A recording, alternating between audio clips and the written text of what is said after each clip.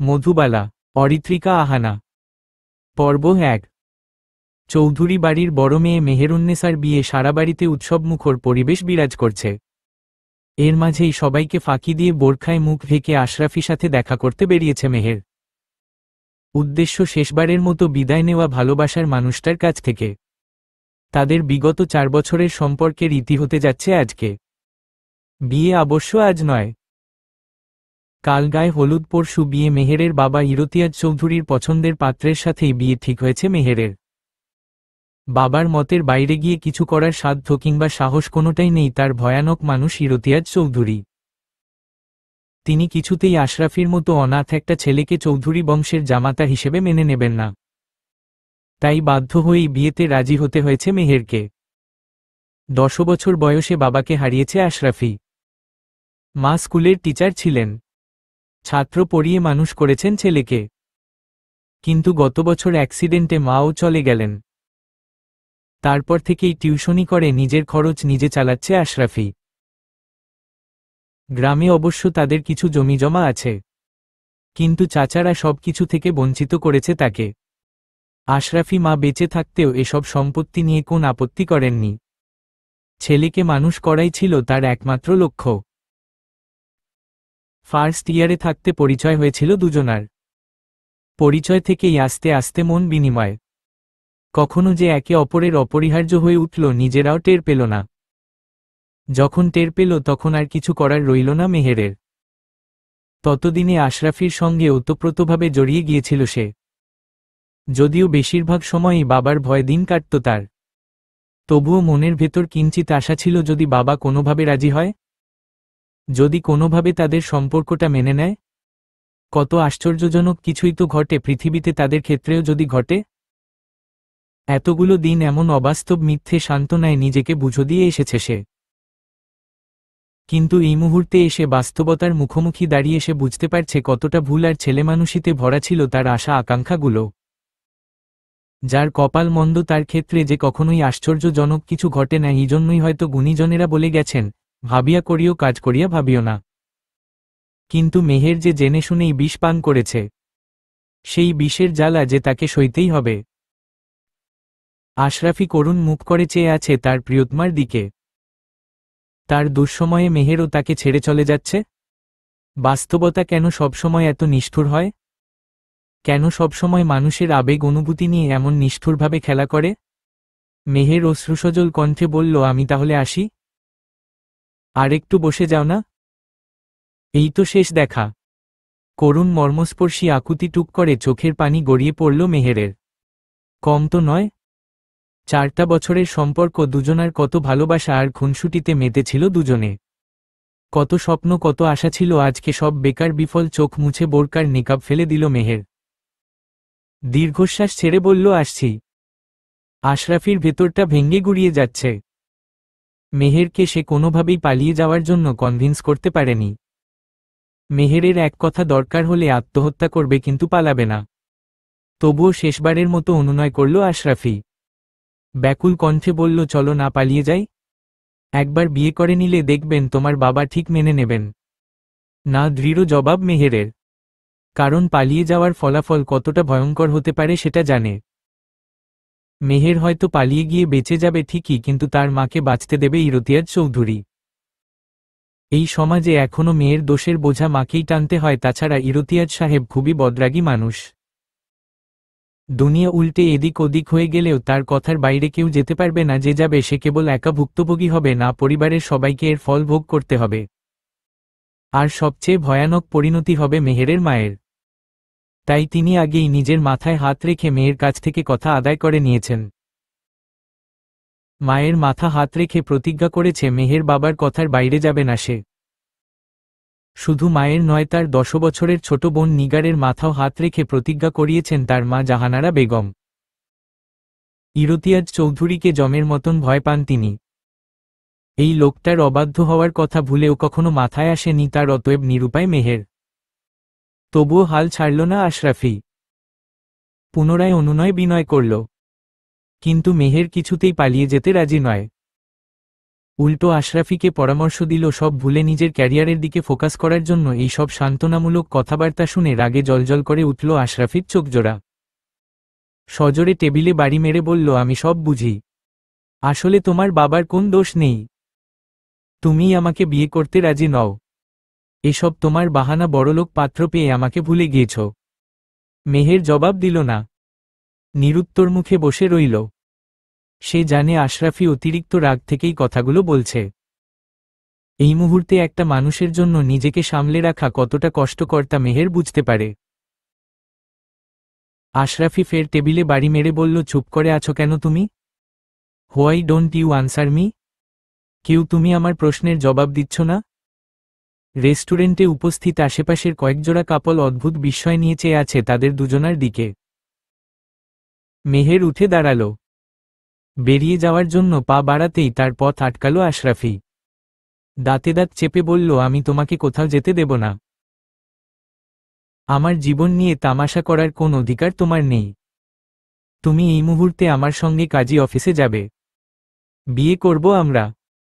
জবাবে মেহের সম্পূর্ণ অবিচল কণ্ঠে বলল, পথ ছাড়ো। সবাই দেখছে। বললাম তো এখন তুমি কোথাও যেতে পারবে না। তারপর পকেট থেকে ফোন বের করে ঘনিষ্ঠ কয়েকজন বন্ধুকে আসতে বলল আশরাফি। এবার মেহেরের কপালে বিন্দু বিন্দু ঘাম দেখা দিল। বাইরে থেকে স্বাভাবিক থাকার চেষ্টা করলেও ভেতরে ভেতরে বুক কাঁপছে তার। কাঁপা কাঁপা কণ্ঠে বলল, তোমার সাথে দেখা করতে আসাটাই আমার ভুল হয়েছে। ভুল যখন করেই ফেলেছ তখন তো এর খেসারত তোমাকে দিতেই হবে। কিছু করার নেই। ঢোক গিলল মেহের। কাঁপা কাঁপা কণ্ঠে পুনরায় কিছু বলতে যাচ্ছিল, আশরাফি ওকে থামিয়ে দিয়ে বলল, কোন লাভ হবে না। আমি আমার ডিসিশন নিয়ে নিয়েছি। এক্ষুনি বিয়ে করব আমরা। আকস্মিক কেঁদে ফেলল মেহের। কাঁদতে কাঁদতেই বসে পড়ল সে। আশরাফির একটা হাত চেপে ধরে অসহায় কণ্ঠে বলল, দোহাই তোমার, তুমি ওদের আসতে বারণ করে দাও। বাবা আমার মাকে মেরে ফেলবেন। প্লিজ মায়ের কথাটা একবার ভাবো। থমকে গেল আশরাফি। মেহের কি তবে এই জন্য বিয়েতে রাজি হয়েছে? মায়ের জন্য? হ্যাঁ, তা নয়তো কি। আশরাফি জানে মেহের তাকে কতটা ভালোবাসে, কিন্তু মা যেখানে অন্য সকল শব্দ সম্পর্ক ভালোবাসা থেমে যায়, এই কথার জবাবে কি বলবে আশরাফি? সে কি বলবে, তোমার মায়ের কথা বাদ দিয়ে আমার কথা ভাবো? না, আশরাফি কখনোই এই কথাটা বলতে পারবে না। তবুও হতাশা, আত্মগ্লানি, রাগ, ক্ষোভ সব গিয়ে পড়ল মেহেরের ওপর। নিরুপায় হয়ে হাত ঝাড়া মেরে সরিয়ে দিল মেহেরকে। দুহাতে নিজের মাথার চুল টেনে ধরল। চোখ মুছে উঠে দাঁড়াল মেহের। সে জানে এবার আর আশরাফি তাকে আটকাবে না। চোখ বন্ধ করে বড় বড় একটা দম নিল আশরাফি। অশ্রুসিক্ত কণ্ঠে বলল, আমি তোমাকে কখনো মাফ করব না মেহের, তুমি জীবনে সুখী হতে পারবে না। মেহের ফুপিয়ে উঠল। তাকে রেখেই বেরিয়ে গেল আশরাফি। মাথা দিয়ে আগুন বেরোচ্ছে তার। মেহের কেবল নিজের মায়ের কথাই ভাবল। আশরাফি কথাটা একবারও ভাবল না। আশরাফি কি করে থাকবে মেহেরকে ছাড়া? বন্ধুর বাইক নিয়ে এসেছিল সে। রেস্টুরেন্ট থেকে বেরিয়ে বাইক স্টার্ট দিয়ে গতি অস্বাভাবিকভাবে বাড়িয়ে দিল। মনে মনে প্রার্থনা করল এই মুহূর্তেই যেন অ্যাক্সিডেন্ট করে মরে যায়। মেহেরকে যেন সারা জীবন আফসোস করতে হয় তার জন্য। রাত দুটো, নিজের ঘরে বাতি নিভিয়ে শুয়ে আছে মেহের। বুকের ভেতর তীব্র যন্ত্রণা হচ্ছে, তার মনটা কুডাকছে। আশরাফির জন্য ছটফট করছে। সে ঠিক আছে তো? আশরাফির করুণ মুখটা বারবার চোখের সামনে ভেসে উঠছে তার। ফোন করে বলতে ইচ্ছে করছে চলো পালিয়ে যাই, কিন্তু আফসোস কিছুই করার নেই তার। দুহাতে মুখ চেপে ধরে অস্ফুটস্বরে গুনিয়ে উঠল সে। চোখ জ্বালা করছে। এই কয়দিনে এত কেঁদেছে যে এখন চোখে পানি এলেই চোখ জ্বালা করে। ফোন বের করে আশরাফির নাম্বারে ডায়াল করল। দুবার রিং হওয়ার পর রিসিভ করল আশরাফি। সে হ্যালো বলতেই মেহের বুক থেকে পাথর নেমে গেল। আশরাফি ঠিক আছে, চোখের পানি মুছে গলাটা স্বাভাবিক রাখার চেষ্টা করে বলল, ঘুমাওনি? না। এত রাত জেগে কি করছো? প্ল্যান করছি। কিসের প্ল্যান? তোমাকে খুন করার। তুমি আমার সাথে যা করেছো, এরপরে তোমাকে ছেড়ে দিলে আমার ভালোবাসার অপমান হবে। এত কষ্টের মাঝেও হাসি পেয়ে গেল মেহেরের। মেহের তো এমনিতেই মরে গেছে, তাকে আর কি মারবে আশরাফি? দীর্ঘশ্বাস ছাড়ল সে। অথচ সে জানে না আশরাফি তখন আঘাতে আঘাতে কতটা বিকৃতমনস্ক। বাস্তবিকই তাকে খুন করার প্ল্যান করছিল আশরাফি। হ্যাঁ, মেহেরকে খুন করে তারপর নিজে মরবে। সে রাতের অন্ধকার তীব্র হতাশায় নানারকম উল্টোপাল্টা চিন্তাভাবনা মাথায় আসছে তার। তীব্র যন্ত্রণায় জর্জরিত মেহের কিঞ্চিৎ ঠাট্টার সুরে বলল, সত্যিই মারতে চাও? থমকে গেল আশরাফি, নিমিষেই চুপসে গেল। এতক্ষণের ফুলতে থাকা প্রতিশোধের বেলুনটা মেহের, যাকে সে নিজের চাইতে বেশি ভালোবাসে, তাকে আঘাত করার কথা কেবল কল্পনাতেই ভাবা যায়, বাস্তবে নয়। হতাশা, ক্ষোভ, তীব্র যন্ত্রণায় বুকের ভেতরটা আবারও ক্ষতবিক্ষত হয়ে গেল। মেহেরের প্রশ্নের জবাব না দিয়ে রাগে ফোন কেটে দিল সে।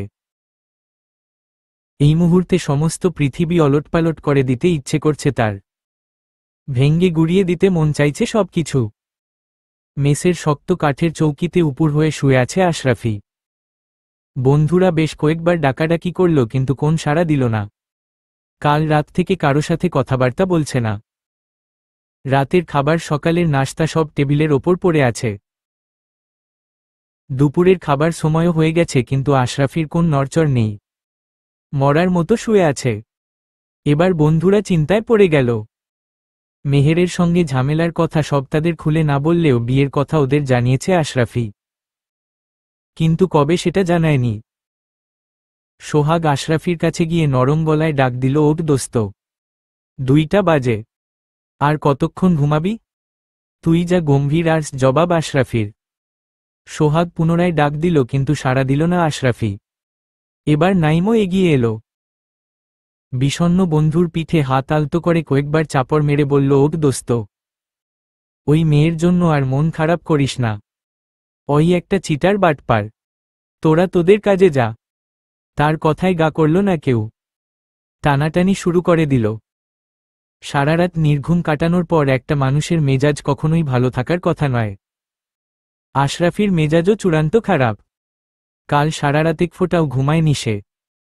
ঘুমের ভান ধরে পড়েছিল কেবল। কিন্তু বন্ধুদের ডাকাডাকিতে খেপে গেল। এমনিতে কপালের শিরাগুলো চিনচিন করছে। প্রচণ্ড মানসিক চাপে শিরা ছেড়ে রক্ত বেরিয়ে আসবে মনে হচ্ছে। তার ওপর বন্ধুদের ক্রমাগত ডাকাডাকি। লাফ দিয়ে উঠে বসল সে। 2 বন্ধুকে উদ্দেশ্য করে বিচ্ছিরি একটা গালি দিয়ে বলল, দরদ দেখাতে কে বলেছে তোদের? যা ভাগ আমার সামনে থেকে। কথা শেষ করে আবার গালি দিল সে। সোহাগ ক্ষিপ্ত কণ্ঠে বলল, ওই নষ্ট মেয়ের জন্য তুই আমাদের গালি দিয়েছিস? এমনিতেই মেজাজ খিটখিটে হয়ে আছে আশরাফির। তার ওপর সোহাগের কথাটা শুনে শরীরের রক্ত সব ফুটতে শুরু করল তার। রাগে দিশেহারা হতে সোহাগের কলার চেপে ধরল সে। মুখ দিয়ে আবারও বেরোল কুরুচিপূর্ণ গালি। সোহাগের গালে সজোরে ঘুষি মেরে বলল, হারামির বাচ্চা, নিষেধ করেছিলাম না, কথা কানে যায় না? কে বলেছে তোকে কথা বলতে? বেশি দরদ দেখাইতে আসছিস না? নাইম হতভম্ব অবাক হল। সোহাগও বেশ কিছুক্ষণ হা করে বন্ধুর মুখের দিকে চেয়ে রইল তারা। ধীরে ধীরে ব্যাপারটা ক্লিয়ার হল। একরাতেই বিধ্বস্ত অবস্থা আশরাফির। মুখের দিকে তাকানোর জো নেই। বোধ করি এবার বন্ধুর মনের অবস্থা সঠিকভাবে উপলব্ধি করতে পেরেছে তারা। কতটা মানসিক যন্ত্রণায় থাকলে একটা মানুষ এমন পাগলের মতো আচরণ করতে পারে, এবার আর বুঝতে অসুবিধে হল না তাদের। প্রিয়তম বন্ধুর দুঃখে ব্যথিত হল দুজনেই। অনেক কষ্টে আশরাফির হাত থেকে সোহাগের কলার ছাড়াল নাইম। বন্ধুকে শান্ত করার চেষ্টায় বিষণ্ণ কণ্ঠে বলল, ওর ওপর রাগ দেখিয়ে কোন লাভ আছে? তুই যার জন্যে মরছিস সে তো ঠিকই আরেকজনকে বিয়ে করে নিচ্ছে। এদিকে মার খেয়েও প্রতিবাদ করল না সোহাগ। ঘুরে ফিরে আবার আশরাফি পাশেই বসল সে। তার পিঠে একটা হাত রেখে নাইমের কথায় সমর্থন করে বলল, নাইম ঠিকই বলেছে দোস্ত। তুই ওই মেয়েকে নিয়ে ভাবা বন্ধ কর। একদিনেই তোর চেহারার কি হাল হয়েছে তুই দেখেছিস? মুখের দিকে তাকানো যাচ্ছে না। জবাবে আশরাফি ফ্যালফ্যাল করে কিছুক্ষণ চেয়ে রইল সোহাগের দিকে। তারপর হাত দুটো চেপে ধরে হাউমাউ করে কাঁদতে শুরু করে দিল। ফুপিয়ে উঠে বলল, আমার কলিজা ফেটে যাচ্ছে দোস্ত, ওকে তোরা বুঝা, আমি মরে যাব। ও ছাড়া আমার আর কেউ নাই। চোখের পানি টলমল করছে 2 বন্ধুরও। সাময়িক মন দেওয়া নেওয়ার ঘটনা হলে হয়তো এই মুহূর্তে আশরাফিকে নিয়ে হাসি তামাশা করত দুজনে, কিন্তু ব্যাপারটা সিরিয়াস। আশরাফি পাগলের মতো ভালোবাসে মেহেরকে, তাই সান্ত্বনা দেওয়ার মতো কোন ভাষা খুঁজে পেল না তারা। নির্বাক হয়ে দাঁড়িয়ে রইল দুজনে। খুব অসহায় লাগছে নিজেদেরকে। মেহেরকে ডেকে এনে জিজ্ঞেস করতে মন চাইছে ঠিক কী কারণে তাদের প্রাণপ্রিয় বন্ধুটিকে এতটা দুঃখ দিয়েছে মেহের, কেন তাকে এতটা কষ্টের মাঝে ফেলে দিয়ে গেল সে।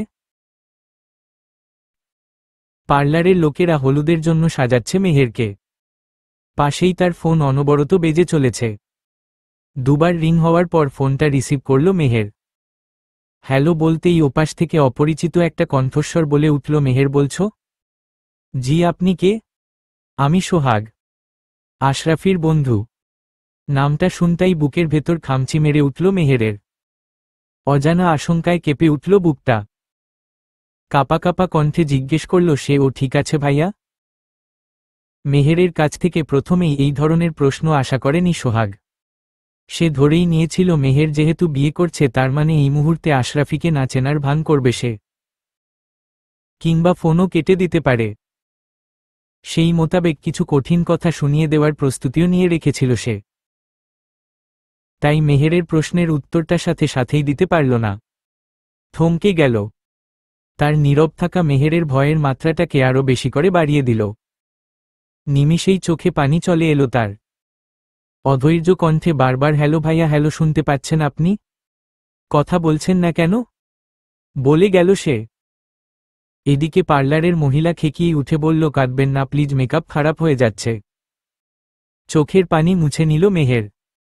ওপাশ থেকে সোহাগ তখন দীর্ঘশ্বাস ফেলে নরম গলায় বলল, রাফি ঠিক আছে, কিন্তু তুমি এমন কেন করলে বোন? এবার আর অবরুদ্ধ ক্রন্দন ঠেকিয়ে রাখতে পারল না মেহের। সোহাগের নরম গলা শুনে ডুকরে কেঁদে উঠল সে। কান্নারত কণ্ঠেই বলল, উপায় নেই ভাইয়া, আমি নিরুপায়, বিশ্বাস করুন আমাকে বাধ্য করা হয়েছে, কিন্তু আপনাদের কাছে আমার একটাই অনুরোধ, আমি জানি আপনারা ওর খেয়াল রাখবেন, কিন্তু তবুও বলছি এই মুহূর্তে ওর খুব প্রয়োজন আপনাদেরকে, আপনারা ছাড়া ওকে দেখে রাখার মতন আর কেউ নেই। ইতোপূর্বে খেকিয়ে উঠা পার্লারের সেই মহিলা এবার বুঝতে পারলেন হৃদয়ঘটিত কোন সমস্যা চলছে বউয়ের, তাই আর কিছু বললেন না। টিস্যু দিয়ে আলতো করে মেহেরের চোখের পানি মুছে দিয়ে পুনরায় মেকআপে মনোযোগ দিলেন তিনি। সোহাগ ম্লান কণ্ঠে বলল, আজকে সারাদিন না খেয়ে আছে, কাল রাত থেকেই সবার সাথে কথাবার্তা বন্ধ করে দিয়েছে।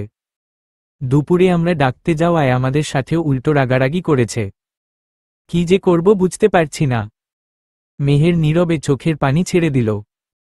সাহসে কুলাচ্ছে না, নতুবা এই মুহূর্তে নিজেকে শেষ করে ফেলত সে। নিজেকে ভীষণ অসহায় নিরুপায় লাগছে।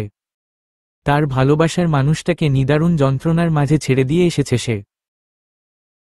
এতটা যন্ত্রণা কোন শত্রুও বোধহয় তার শত্রুকে দেয় না, আছড়ে কামড়ে খামচে শেষ করে দিতে মন চাইছে নিজেকে, কিন্তু আফসোস সেটুকুও করার ক্ষমতাও তার নেই। কাঁদতে কাঁদতেই জিজ্ঞেস করল, সেও এখন কোথায়?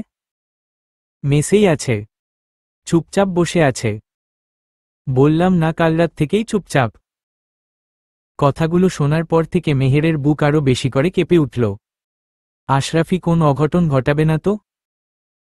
চিৎকার চেঁচামেচি তবুও ভালো, কিন্তু মনের মধ্যে রাগ পুষে রাখা তো ভালো লক্ষণ নয়।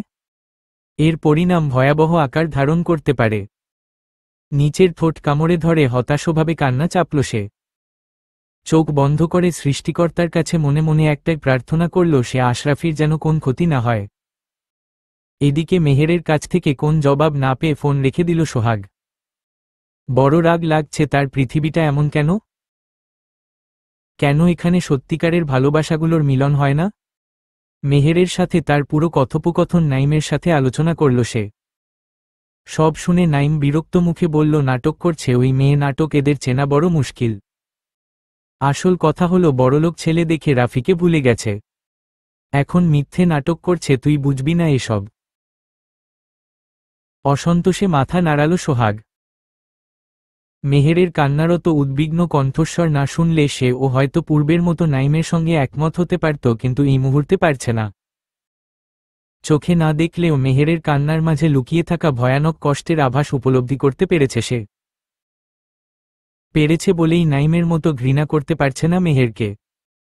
তবে হ্যাঁ, রাগ লাগছে মেহেরের ওপর। সে যদি আগেই জানতো তার বাবা আশরাফিকে মেনে নেবে না, তবে কেন সে আশরাফির সাথে এমন করল? এর উত্তরটা এখনও পরিষ্কার নয় সোহাগের কাছে। মেহের কি সত্যিই নিরুপায়, নাকি নাইমি ঠিক বলছে? আরমানের পাতে মাছের ঝোলটা ঢেলে দিল মধু। মাংসের বাটিটা এগিয়ে দিয়ে বলল, আজ এত তাড়াতাড়ি ফিরলে যে? তোমার মুখটা মনে পড়ল, আর কিছুতেই থাকতে পারলাম না। সব কাজ ফেলে ছুটে চলে এলাম। এসে তোমার মুখটা দেখেছি, এবার শান্তি। হাসি মুখে মধুর প্রশ্নের জবাব দিল আরমান। মধুও হাসল, নিষ্প্রভ নিষ্প্রাণ হাসি। এই হাসিতে কোন জৌলুস নেই, কোন আনন্দ কিংবা উচ্ছ্বাস কিছুই নেই। আছে কেবল একরাশ লুকোনো বেদনা। মর্মাহত হল আরমান। মধুর সঙ্গে এই ধরনের কথাবার্তা কখনোই ভালোভাবে জমাতে পারেনি সে। মধুই এড়িয়ে যায়। আরমান প্রসঙ্গ পরিবর্তন করে নিল। পাতের ভাতে ঝোল মাখাতে মাখাতে বলল, মালদার একটা পার্টি পেয়েছি মধু। গুনে গুনে 25,000 দেবে বলেছে। অবাক হল মধু।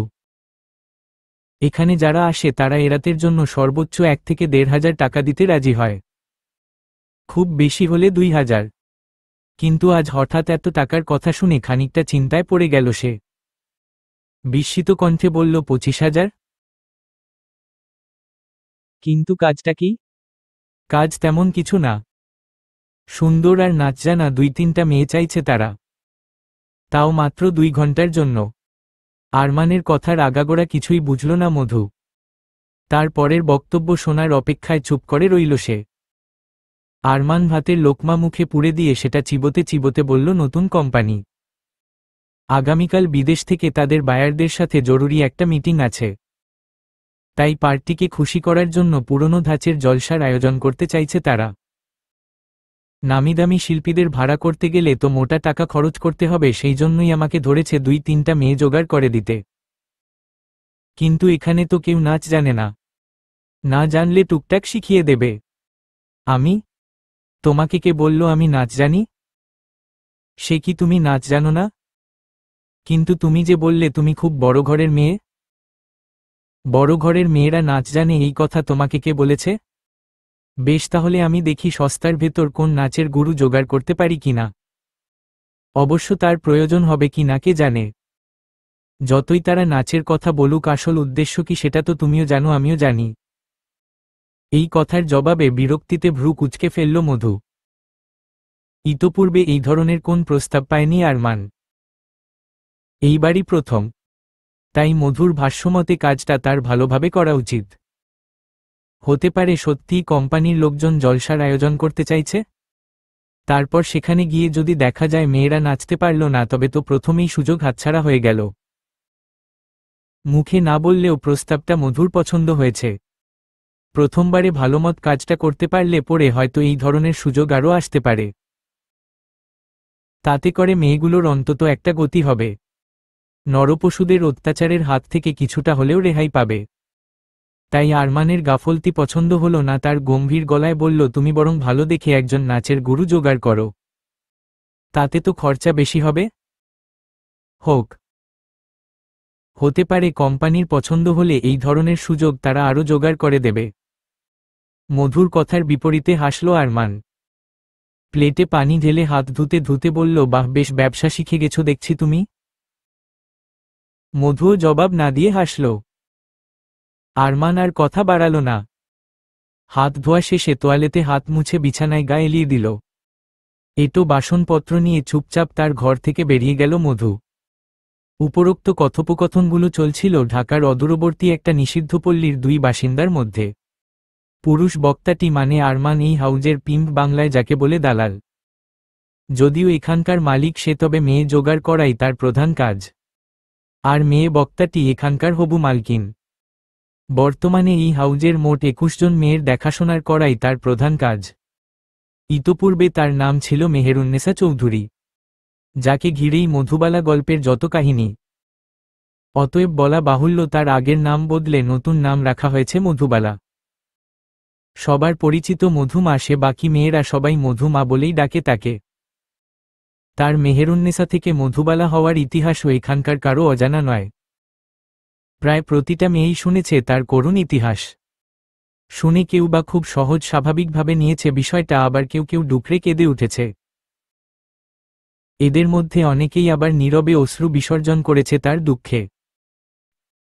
মধুর দুঃখের ইতিহাসের বর্ণনা যদি অতি সংক্ষেপে দেওয়া হয় তবে এর জন্য মূলত দায়ী তার বাবা। বাবা মা কখনোই সন্তানের খারাপ চায় না, কিন্তু কথায় আছে অতিরিক্ত চালাক মানুষের কপালে দুঃখ বেশি, তারাই বেশি ঠকে। মধুর বাবার ক্ষেত্রেও তাই হয়েছে। পরিবারের সবার অমতে একক সিদ্ধান্তে মেয়ের বিয়ে দিয়েছিলেন তিনি, কিন্তু সুখ দিতে পারেননি মেয়েকে।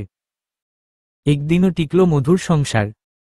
তার স্বামী মৃত ইশতিয়াক ছিল একজন এপিলেপটিক পেশেন্ট, বাংলায় যাকে বলে মৃগীরোগী। কিন্তু মধুর বাবার কাছে তার অসুখের খবরটা গোপন করে যায় ইশতিয়াকের পরিবার। কিন্তু গোপনটা সত্যিটা একদিনও গোপন থাকল না মধুর কাছে। বিয়ের দিন রাতেই ফাঁস হয়ে গেল। সেদিন রাতে ইশতিয়াক ফ্রেশ হওয়ার জন্য ওয়াশরুমে ঢুকে যখন 1 ঘন্টা পেরিয়ে যাওয়ার পরেও বেরোল না, তখন বাধ্য হয়ে দরজায় নক করল মধু। সেই মুহূর্তে তার নিজের মাথাও ঠিক ছিল না। দরজা ধাক্কাতে ধাক্কাতেও কাঁদছিল সে। আশরাফির জন্য ভেতরে ভেতরে চিন্তা অনুভব করছিল, তবুও ভেতরের মানুষটার জন্য কিঞ্চিত উৎকণ্ঠা বোধ করছিল সে। কিন্তু বেশ কয়েকবার দরজায় নক করার পরেও ভেতর থেকে কোন জবাব এলো না। শঙ্কিত মধু উপায়ান্তর না পেয়ে তার ননদকে ডেকে আনল। ননদের চিৎকার চেঁচামেচিতে বাড়ির বাকিরাও একে একে সবাই হাজির হল। শেষমেশ দরজা ভেঙে বের করা হলো ইশতিয়াককে। কিন্তু ততক্ষণে অনেক দেরি হয়ে গেছে। ওয়াশরুমেই কনভালসিভ অ্যাটাক হয়েছিল তার, অর্থাৎ খিঁচুনি শুরু হয়েছিল। আচমকা অ্যাটাক শুরু হওয়ায় শরীরের ব্যালেন্স রাখতে পারেনি সে। বেকায়দায় ওয়াশরুমের পিচ্ছিল মেঝেতে পড়ে মাথা ফাটিয়ে ফেলে হসপিটালে নেওয়া হয়েছিল। কিন্তু ডাক্তাররা জানান মস্তিষ্কের অতিরিক্ত রক্তক্ষরণের হেমোরেজিক স্ট্রোক কারণে অনেক আগেই মারা গেছে সে। মধুর শ্বশুরবাড়ির লোকজন ঘটনা ধামাচাপা দেওয়ার জন্য চারদিকে মধুর নামে গুজব ছড়ানো শুরু করল। মধুর সাথে থাকা জিনের আছড়েই নাকি মারা গেছে ইশতিয়াক। আধুনিক যুগে যদিও এসব বিশ্বাসযোগ্য নয়, কিন্তু তবুও এই সমাজে সবকিছুর দায়ভার মেয়েদের ওপরেরই চাপানো হয়। তাই ইশতিয়াকের মৃত্যুর জন্যেও ঘুরে ফিরে মধুকেই দায়ী করা হলো। এরপর স্বামী মারা যাওয়ার অজুহাত দিয়ে 40 দিন পর্যন্ত শ্বশুরবাড়িতে তাকে একঘরে আটকে রাখা হলো। সেই সময় টুকুকে তার ওপর করা অমানুষিক শারীরিক ও মানসিক নির্যাতনের কথা আজও ভুলতে পারেনি মধু। পরে তার এক ননদের সহযোগিতায় শ্বশুরবাড়ির কাউকে কিছু না জানিয়ে একাই সেখান থেকে পালায় সে। কিন্তু সেখানেও তার কপাল মন্দ। মাঝপথেই দালালের খপ্পরে পড়ে গেল অভাগিনী। তারপর থেকেই এখানকার বাসিন্দা। কিন্তু অবিশ্বাস্য হলেও এই কথা সত্যি যে আরমান তার কোন ক্ষতি করেনি, কোনোদিন তাকে কোনোরকম অসম্মান করেনি, কিন্তু এখান থেকে যেতেও দেয়নি। মধুকে প্রথম দেখাতে ভালো লেগে গিয়েছিল তার রেশ ধরেই পরবর্তীতে মধুকে বিয়ে করার সিদ্ধান্ত নিল সে, কিন্তু মধু রাজি নয়। বিয়ের স্বাদ মিটে গেছে তার। তবুও আরমানের বিশ্বাস খুবই শীঘ্রই রাজি হবে মধু, কারণ এখন আর নিজের বাড়িতে ফিরে যাওয়ার কোন পথ খোলা নেই তার আছে। এই নোংরা জায়গাতেই কেটে গেছে তার জীবনের দীর্ঘ 4টা বছর। অতএব মুক্তির আর কোন পথ নেই। ব্যবসাটা আরমানের পূর্বপুরুষের আমলের। তার দাদা পরদাদা এমনকি তার বাবাও এই ব্যবসা করে গেছে। আরমান লেখাপড়া বেশিদূর করেনি। ছোটবেলাতেই তার বাবার অত্যাচার সহ্য করতে না পেরে তার মা সফুরা বানু আত্মহত্যা করেন। তারপর থেকে আরমানকে দেখার মতো কেউ ছিল না। বাবার সাথে এখানেই বড় হয়েছে বর্তমানে 34 বছরের বলিষ্ঠ যুবা পুরুষ সে। বাবার মৃত্যুর পর এই কল হাউজের দায়িত্ব এখন তার। মধুকে ভালোবাসে বিধায় এই ব্যবসায় কখনো জড়ায়নি। সে চায় মধুকে নিয়ে সুন্দর একটা সংসার গড়ে তুলতে, যেখানে ফুটফুটে সুন্দর দেখতে কয়েকটা ছেলে মেয়ে হবে তাদের। কিন্তু মেয়ে মানুষের লোভ যে তার নেই তেমন নয়, তথাপি কোন এক অজ্ঞাত কারণে মধুকে শ্রদ্ধা করে সে। মধুর কথার ওপরে কোন কথা বলতে পারে না। অবশ্য মধু আছে বলে এখানকার মেয়েগুলোরও রক্ষে। নতুবা ছোট ছোট মেয়েগুলোকেও রোজ নরপশুদের অমানুষিক নির্যাতনের শিকার হতে হতো। কিন্তু মধু আসার পর থেকে পারতপক্ষে কমবয়সী মেয়েদের খদ্দেরের কাছে পাঠায় না সে। কারো শরীর খারাপ হলে কিংবা বয়স একটু কম হলে যতটুক সম্ভব আগলে রাখার চেষ্টা করে। আরমান অবশ্য মনে মনে এই নিয়ে একটু নাখুশ হলেও মধুর সম্মুখে কোনোদিন কিছু বলেনি, বলার সাহসই পায়নি। একরত্তি মেয়ের মাঝে কি যেন একটা আছে, একে দেখলেই ভয় তার বুকের ভেতরটা কেমন যেন সেধিয়ে আসে। কেন এমন হয় আরমান নিজেও জানে না, কিন্তু হবেই বা না কেন? ওপাশ থেকে যে কেউ একজন এখনো মনে মনে মধুর প্রত্যাশাতেই বসে আছে। শেষ প্রশ্নের উত্তর একেবারে গুলিয়ে ফেলেছে নীলা। ফেলবেই না কেন? তার পাশেই যে দাঁড়িয়ে আছেন আশরাফি স্যার। মানুষটাকে দেখলেই বুকের ভেতর দুপদাপ শুরু হয়ে যায় নীলার, আর চোখ ফেরাতে পারে না সে। কি সুন্দর মুখ, কি সুন্দর হাসি, কি সুন্দর চেহারা। নীলার ভাষ্যমতে একেবারে হলিউডের হিরো। আজকেও বেশ খুঁটিয়ে খুঁটিয়ে দেখল সে। দারুণ ড্যাশিং লাগছে। ইন করা সাদা শার্টের সাথে ব্ল্যাক জিন্স শার্টের হাতা সামান্য গুটিয়ে রেখেছে। রোজকার মতো মুখে খোঁচা খোঁচা দাড়ি আর মাথা ভর্তি একরাশ ঝাঁকড়া চুল, চোখে পাওয়ারি চশমা। উফ, তবুও যেন চোখ ফেরানো দায় কথাবার্তায়ও তো মারাত্মক কিলার টাইপ অ্যাটিটিউড। আপন মনেই হেসে ফেলল নীলা। পরক্ষণেই আবার মনটা খারাপ হয়ে গেল তার। মানুষটা দেখতে যতটা হ্যান্ডসাম তার চেয়ে বেশি রিজার্ভ, একেবারে মেপে মেপে কথা বলা টাইপ মানুষ। কলিগের সাথে অবশ্য মাঝে মাঝে হাসাহাসি করতে দেখা যায় তাকে, কিন্তু ছাত্রছাত্রীদের সাথে ক্ষেত্র বিশেষে দারুণ মুডি। বিশেষ করে ছাত্রীদের সাথে। ছাত্রদের সাথে কখনো কখনো সামান্য ফ্রি হলেও ছাত্রীদের সাথে সবসময় শিক্ষকসুলভ ডিস্টেন্স মেইনটেইন করেই চলেন। বস্তুত সেই জন্যই তাকে এত পছন্দ করে নীলা। এত হ্যান্ডসাম মানুষের একটুখানি ভাবনা থাকলে হয়। পরীক্ষার হলে গার্ড হিসেবে দায়িত্ব পড়েছে আশরাফির। অভ্যাসবশতই হাঁটতে হাঁটতে ক্লাসের মাঝ বরাবর এক জায়গায় এসে দাঁড়িয়েছিল সে। কিন্তু দুর্ভাগ্যক্রমে সেই এক জায়গাটাই পড়ল নীলার ঠিক পাশে। ব্যাস শুরু হলো বেচারির হাঁটু কাঁপাকাঁপি, বুকের ভেতর দুরুদুরু।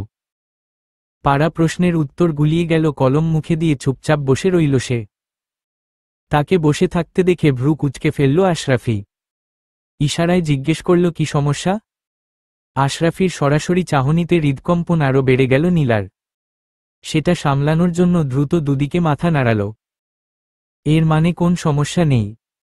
এবার আশরাফি তার খাতার দিকে ইশারা করে বলল, তাহলে লিখছ না কেন? প্রশ্ন বুঝতে কোন অসুবিধে আছে? এবারে না সূচক মাথা নাড়াল নীলা। আশরাফিও আর কিছু না বলল না। হাঁটতে হাঁটতে সামনে এগিয়ে গেল সে, এবং আবারও শুরু হলো তার পায়চারি। নীলাও লিখায় মনোযোগ দিল। 15-20 মিনিট বাদেই টুং করে বেল বাজার আওয়াজ হল। হাত ঘড়ির দিকে এক পলক তাকিয়েই দ্রুত সবার খাতা কালেক্ট করতে শুরু করে দিল আশরাফি। নীলা শেষবারের মতো খাতাটা একবার দেখে নিল, তার জমা দিয়ে চুপচাপ বেরিয়ে এলো। বেরোতেই দেখল বন্ধুরা সব জটলা পাকিয়ে প্রশ্ন নিয়ে আলোচনা করছে। কাছে এগিয়ে গেল সে। কার কেমন হয়েছে জিজ্ঞেস করল। সবারই একই জবাব, মোটামুটি ভালো হয়েছে। তার কথা জিজ্ঞেস করতেই মুখখানা লাজুক বানিয়ে দুষ্টু একটা হাসি দিল নীলা। ইঙ্গিতটা বুঝতে কারো অসুবিধে হল না। হো হো করে হেসে উঠল সবাই। ক্লাসে নীলার অধিকাংশ বন্ধুবান্ধবী জানে আশরাফি স্যার তার ক্রাশ। শুধু নীলার কেন, আরও অনেকেরই ক্রাশ, কিন্তু সাহস করে কে বলতে পারে নি একমাত্র নীলাই সাহস করে সবার কাছে তার ক্রাশের কথা বলে বেড়াচ্ছে। খাতা গোনা শেষে হলরুম থেকে বেরিয়ে এলো আশরাফি।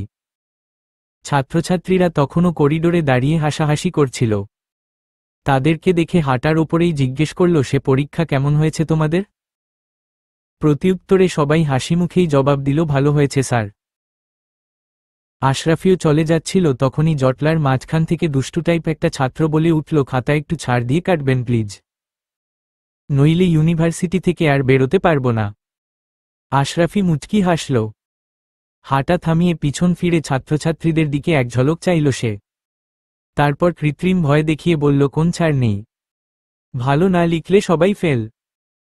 এবার একযোগে সবাই না স্যার বলে প্রতিবাদ করে উঠল। ততক্ষণে আশরাফি আর দাঁড়াল না, দ্রুত প্রস্থান করল। যাওয়ার সময় ছাত্রছাত্রীদের উদ্দেশ্যে বিদায় জানিয়ে বলল, ঠিক আছে, ভালো থাকবে সবাই, নেক্সট সেমিস্টারে আবার দেখা হবে ইনশাআল্লাহ। সে চলে গেলেই পূর্বের আলোচনায় ব্যস্ত হয়ে পড়ল সবাই। কিন্তু নীলার জমল না। ইউনিভার্সিটি 1 সপ্তাহের জন্য বন্ধ। আচমকাই মনটা খারাপ হয়ে গেল তার। ইউনিভার্সিটির এরিয়া থেকে বেরোতে না বেরোতেই সোহাগের ফোন। আশরাফি ফোন রিসিভ করে বলল, হ্যাঁ দোস্ত, আমি বাসার কাছাকাছি পৌঁছে গেছি। কিছু লাগবে? না, মিটিংয়ের কথা মনে করিয়ে দেওয়ার জন্য ফোন দিয়েছি। তুই তো আবার ভুলে যাবি। আশরাফি হাসল, বলল, মনে আছে আমার। আজকে আরমান সাহেবের সাথে দেখা করার কথা, আমি বাসার নিচে, তুই ফোন রাখো। ফোন কেটে দিল সোহাগ। ইউনিভার্সিটি লাইফ থেকে এখনও একসাথেই আছে 3 বন্ধু। 3 জনের কেউই এখনও বিয়ে করেনি। সোহাগ অবশ্য রিলেশনে আছে, নাইমের জন্য পাত্রী দেখা হচ্ছে। বাকি আছে আশরাফি, সে আদৌ বিয়ে করবে কি না তাও সিউর না বন্ধুরা। তাদের ইচ্ছে ছিল বিয়ের পর যেহেতু সবাইকে আলাদা থাকতে হবে, তাই তারা যাওয়ার আগেই আশরাফিকে একটা বিয়ে করিয়ে দিয়ে যেতে। কিন্তু আশরাফি কোনোমতেই রাজি নয়। তাকে বিয়ের কথা বলে বলে বিরক্ত হয়ে গেছে বাকি 2 বন্ধু। তাই এখন আর বলে না। ব্যাংকে আশরাফির মায়ের রেখে যাওয়া কিছু টাকা আর সামান্য ধার দেনা করে প্রায় 1350 স্কয়ার ফিটের একটা ফ্ল্যাট কিস্তিতে কিনেছে আশরাফি। নিজের জমানো কিছু টাকাও ছিল। সব মিলিয়ে শুরুতেই ফ্ল্যাটের টাকার 3 ভাগের 1 ভাগ শোধ করে ফেলেছে সে। এরপর ধাপে ধাপে টাকা দিতে হয়েছে। এখন আর অল্প কিছু বাকি আছে। তার কেনা ফ্ল্যাটেই একসাথে আছে 3 বন্ধু। সোহাগ, নাইম দুজনেই চাকরি করছে। তবে চাকরির পাশাপাশি গত বছরই 3 বন্ধু মিলে নতুন একটা ব্যবসা শুরু করেছিল। তারপর অল্প কয়েকদিনেই ব্যবসা অবস্থা মোটামুটি ভালোই দাঁড়িয়ে যায়। ইতোমধ্যেই বিদেশ থেকে ডিলাররা যোগাযোগ করতে শুরু করেছে। করবেই বা না কেন? চাকরি বাইরে পুরোটা সময় যে ব্যবসার কাজেই লাগাচ্ছে 3 বন্ধু। প্রথমে আশরাফির তেমন কোন আগ্রহ ছিল না। জোর করে তাকে পার্টনারশিপে ঢুকিয়েছে সোহাগ এবং নাইম। মেহেরের সাথে সম্পর্ক ভাঙ্গার পর থেকে জোকের মতো সারাক্ষণ আশরাফির পাশে লেগেছিল তারা। কোনোভাবেই বিগড়ে যেতে দেয়নি তাকে। আপন ভাইয়ের মতো আগলে রেখেছে। আসলে একটা কথা আছে, যার কেউ নেই তার আল্লাহ আছেন। বস্তুত তিনি মানুষকে তার দুঃখ থেকে পরিত্রাণের একটা না একটা উপায় ঠিক বের করে দেন। নতুবা কোন মানুষই এত তাড়াতাড়ি নিজেদের সামলাতে পারত না। সোহাগ এবং আশরাফি দুজনেই ঠিক 4:30টার দিকে নির্ধারিত রেস্টুরেন্টে পৌঁছে দেখল তাদের আগেই রেস্টুরেন্টে এসে বসে আছে আরমান। ওদেরকে দেখে সম্মানে দাঁড়িয়ে গেল সে। সালাম দিয়ে বলল, আপনাদের জন্যই অপেক্ষা করছিলাম স্যার। আশরাফি এবং সোহাগ দুজনেই সালামের উত্তর নিয়ে সরাসরি কাজের কথায় ঢুকে পড়ল। এই লোকটার সাথে যত তাড়াতাড়ি ঝামেলা চুকানো যায় ততই মঙ্গল। এসব লোকের বিশ্বাস নেই কখন কোন ঝামেলায় ফাঁসিয়ে দেয় কে জানে। তাই আরমানকে বাড়তি কোন কথার সুযোগ দিল না তারা। কথাবার্তার এক পর্যায়ে আরমান তাদেরকে আর্জি জানিয়ে বলল, আপনারা চাইলে মেয়েগুলোর সাথে কথা বলে নিতে পারেন স্যার। পছন্দ না হলে নতুন জোগাড় করে দিব। কিন্তু হাতে তো সময় বেশি নেই। আপনি নতুন মেয়ে পাবেন কোথায়? আরমান সলজ্জ হেসে বলল, কি যে বলেন স্যার, আমাদের তো পেশাই এটা। আপনি খালি বলুন কয়টা লাগবে। শেষ প্রশ্নটা খুব উৎসাহের সাথে জিজ্ঞেস করছিল আরমান। জবাবে সোহাগ তাকে নিরুৎসাহিত করে দিয়ে বলল, মেয়েগুলো কি পড়াশোনা জানে?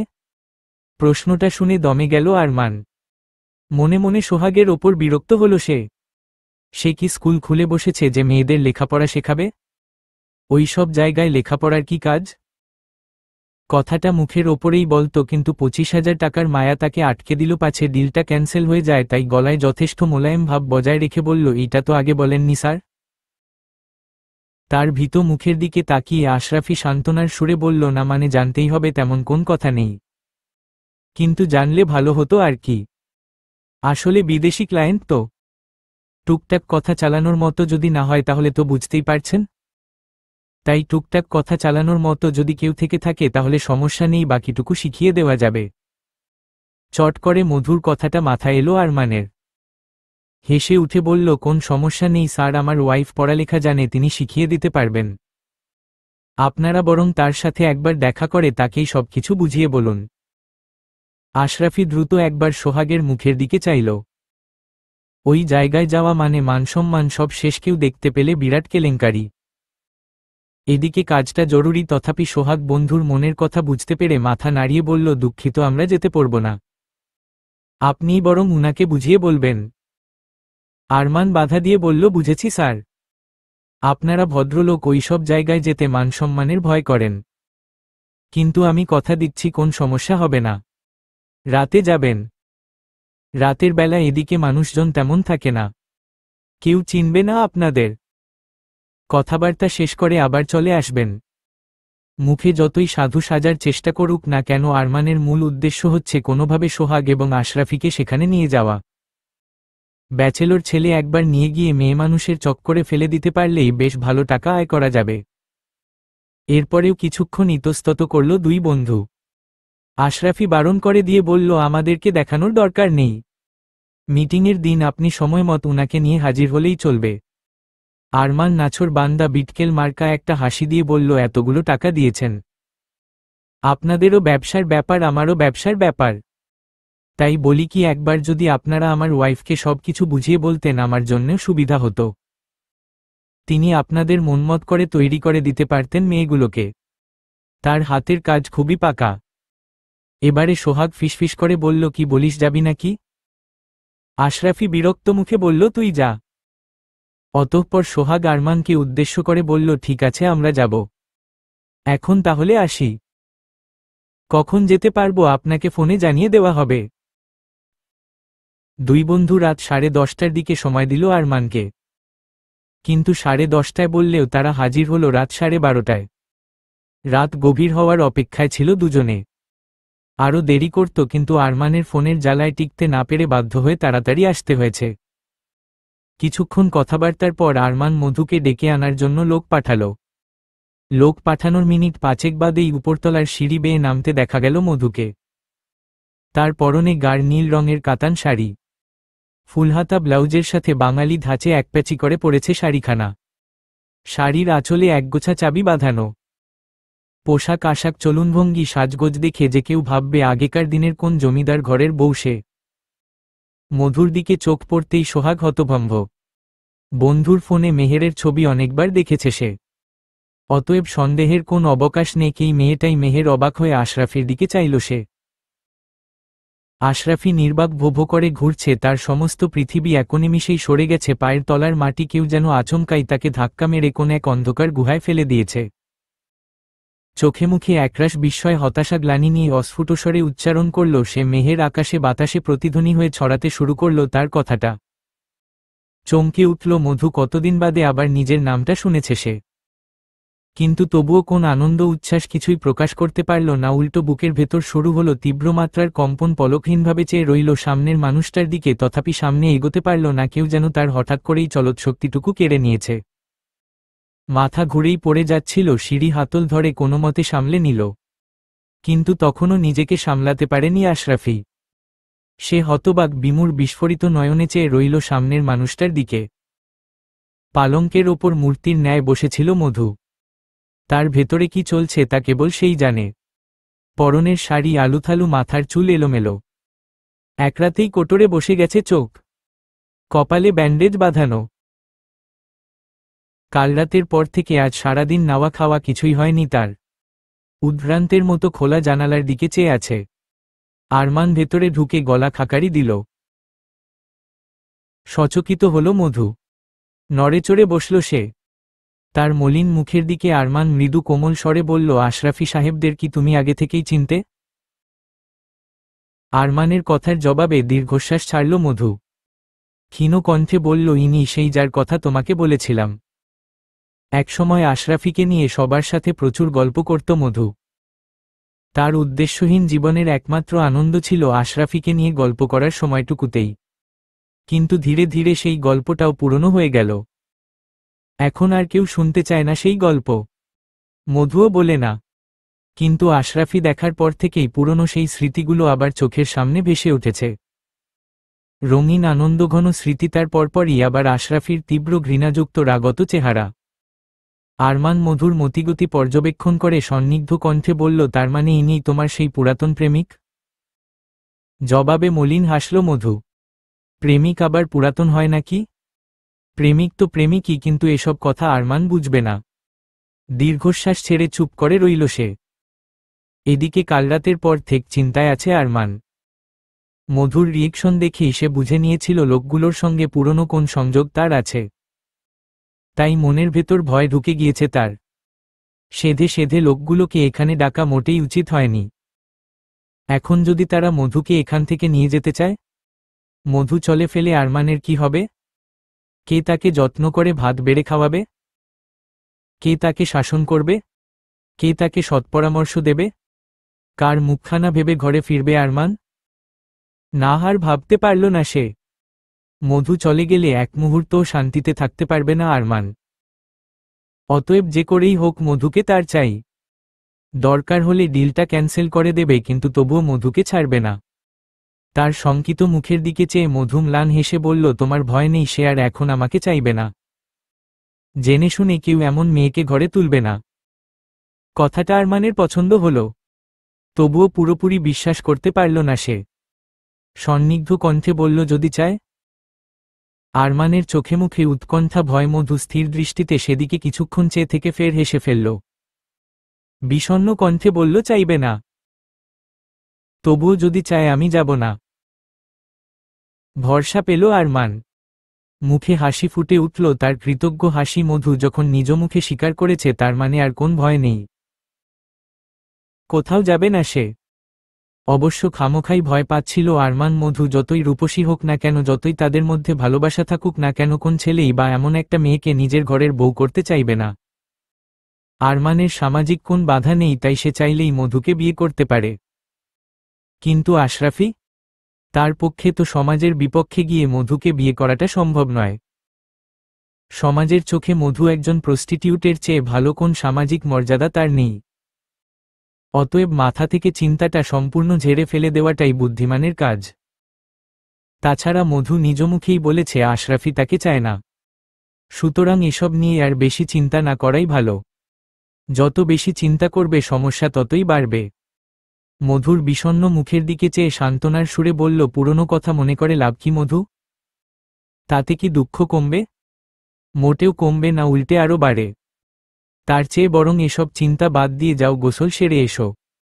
আজকে দুজন একসঙ্গে খাবো, তারপর তোমাকে নিয়ে বেড়াতে যাব এক জায়গায়।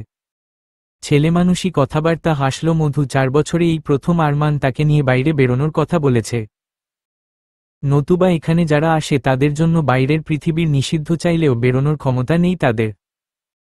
ঠাট্টার সুরে বলল, আজকে হঠাৎ এত খাতির? আরমান সলজ্জ হাসল।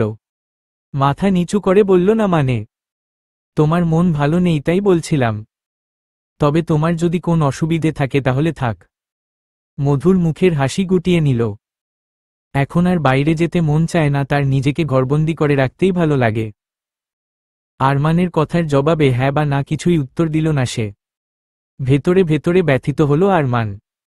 মধুকে সে কিসের অভাব দিয়েছে? সম্মান, শ্রদ্ধা, ভক্তি, ভালোবাসা কোনো কিছুতেই তো কোন কমতি রাখেনি, তবে এতগুলো বছরেও কেন মধু তাকে ভালোবাসতে পারল না? মৌন মুখে বলল, তোমার বোধহয় যাওয়ার ইচ্ছে নেই তাই না? না। কিন্তু কেন? এতদিন বাদে তোমাকে নিয়ে বাইরে বেরোতে যাব বললাম, অথচ তোমার কোন আগ্রহই নেই। কেন মধুবালা? কারণ এখন আর আমার বাইরে যেতে ইচ্ছে করে না। সব ইচ্ছে মরে গেছে।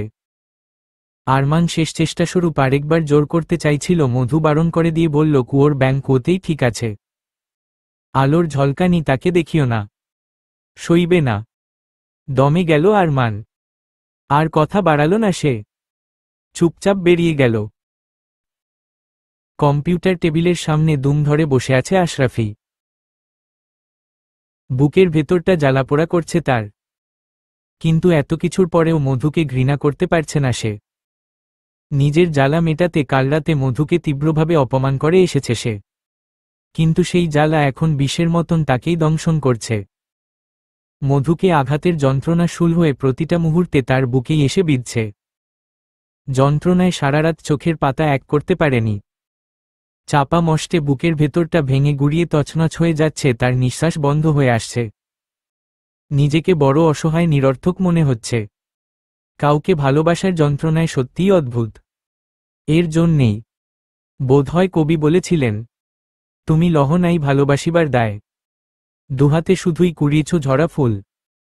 কৃষ্ণচূড়ার তলে আমি বসে একা বুনিয়াছি প্রেম ঘৃণা বুনিবার ছলে। যতবার করে আশরাফি নিজেকে বোঝাতে চাইছে সে মধুকে ঘৃণা করে, ততবারই ভেতর থেকে কেউ একজন যেন বলে উঠছে, তুমি এখনো তাকে পাগলের মতো ভালোবাসো আশরাফি, সমস্ত পৃথিবীর চাইতেও বেশি। অথচ কাল রাতে মেহেরকে জঘন্যভাবে অপমান করে এসেছে সে, এমনকি মৃত্যু পর্যন্ত কামনা করে এসেছে তার। তীব্র ঘৃণার দৃষ্টি নিক্ষেপ করে এসেছে তার দিকে। কিন্তু এত কিছুর পরেও কেবল সেই জানে কতখানি গভীর ভালোবাসা লুকিয়েছিল সেই ঘৃণার আড়ালে। শেক্সপিয়ার বলেছিলেন, love me or hate me both are in my favour. If you love me I will always be in your heart, if you hate me I will always be in your mind. অর্থাৎ আমাকে ভালোবাসো কিংবা ঘৃণা করো, দুটোই আমার পক্ষে। যদি তুমি আমাকে ভালোবাসো তবে আমি সর্বদা তোমার হৃদয়ে থাকব, আর যদি ঘৃণা করো তবে আমি থাকব তোমার মনে। তাই এত কিছুর পরেও আশরাফির মন মস্তিষ্ক দুটোকেই দখল করে বসে আছে মধু। শত চেষ্টা করেও মন থেকে মধুর মুখটা মুছে ফেলতে পারছে না আশরাফি। রাগ করে মধুর পুরনো সব ছবি ডিলিট করে দিয়েছে সে, কিন্তু তাতে কোনো লাভ হলো না।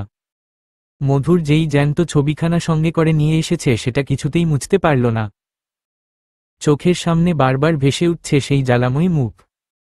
আর যতবারই মধুর মুখটা চোখের সামনে ভেসে উঠেছে ততবার মাথায় আগুন জ্বলছে আশরাফির। নিজেকে কোনোভাবেই শান্ত রাখতে পারছে না সে। শান্ত রাখবেই বা কী করে? তার মেহের, তার ভালোবাসার মানুষ টাকার জন্য অন্য পুরুষের শয্যাসঙ্গী বানিয়েছে নিজকে। এই দুঃখ কি আদৌ মিটবে? আশরাফির আকস্মিক চোখজোড়া ঝাপসা হয়ে এলো তার। অশ্রমাখা কণ্ঠে বিড়বিড় করে বলল, তুমি মরে গেলেও বোধ হয় এতটা কষ্ট হতো না মেহের, যতটা কষ্ট এখন হচ্ছে। আমার বড় দুর্বল জায়গায় আঘাত করেছ তুমি।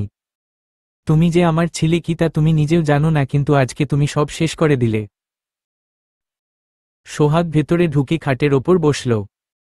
আশরাফির বিধ্বস্ত মুখের দিকে চেয়ে ভ্রু কুঁচকে বিরক্ত গলায় বলল, তুই এখনো এসব নিয়ে ভাবছিস?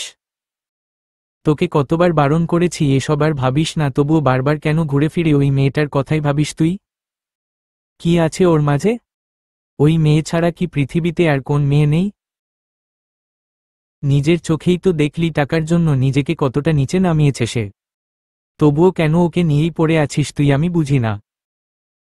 এতদিন না হয় চোখে দেখিসনি তাই অন্ধের মতো ভালোবেসে গেছিস, কিন্তু এবার তো নিজের চোখেই দেখেছিস তার কর্মকাণ্ড। এত কিছুর পরেও যদি তোর শিক্ষা না হয় তাহলে আমার আর কিছু বলার নেই তোকে। তোর যা মন চায় তুই কর। আশরাফি এক ফোঁটাও জবাব দিল না। পূর্বের ন্যায় থম মেরে রইল সে। গা দিয়ে আগুন বেরোচ্ছে, তার চোখ জ্বালাপোড়া করছে। সবকিছু ভেঙে গুড়িয়ে তছনছ করে দিতে মন চাইছে। গতকাল রাতে মেহেরকে দেখার পর সোহাগ ওয়াশরুমে যাবার বাহানায় তার সঙ্গে আলাদা করে কথা বলার সুযোগ করে দিয়েছিল আশরাফিকে, কিন্তু মেহেরের বুক ফাটল তবু মুখ ফাটল না। নিজের সমস্ত দুঃখ কষ্ট বেদনা সব নিজের মাঝেই রেখে দিল সে। আশরাফি যখন সীমাহীন বিস্ময়ে ফ্যালফ্যাল করে তার দিকে তাকিয়েছিল তখন আশরাফিকে করা তার প্রথম প্রশ্নটা ছিল, বিয়ে করেছ? আশরাফির জবাবহীন হয়ে দাঁড়িয়ে রইল, কিন্তু তার সকরুণ চোখের মণি সার্চলাইটের মতো প্রদক্ষিণ করছিল মধুর সমগ্র মুখে। বোধ করি মধুর হাসিমুখের আড়ালে লুকিয়ে থাকা বেদনার রহস্য খুঁজে বের করতে চাইছিল সে, কিন্তু ধরা দিল না। হতাশ হয়ে আশরাফি ধরে আসা কণ্ঠে বিড়বিড় করে বলল, সেটা জেনে তোমার লাভ কি মেহের? ভেবেছিল সত্যিটা বলবে মধু, কিন্তু জবাবে হাসল সে।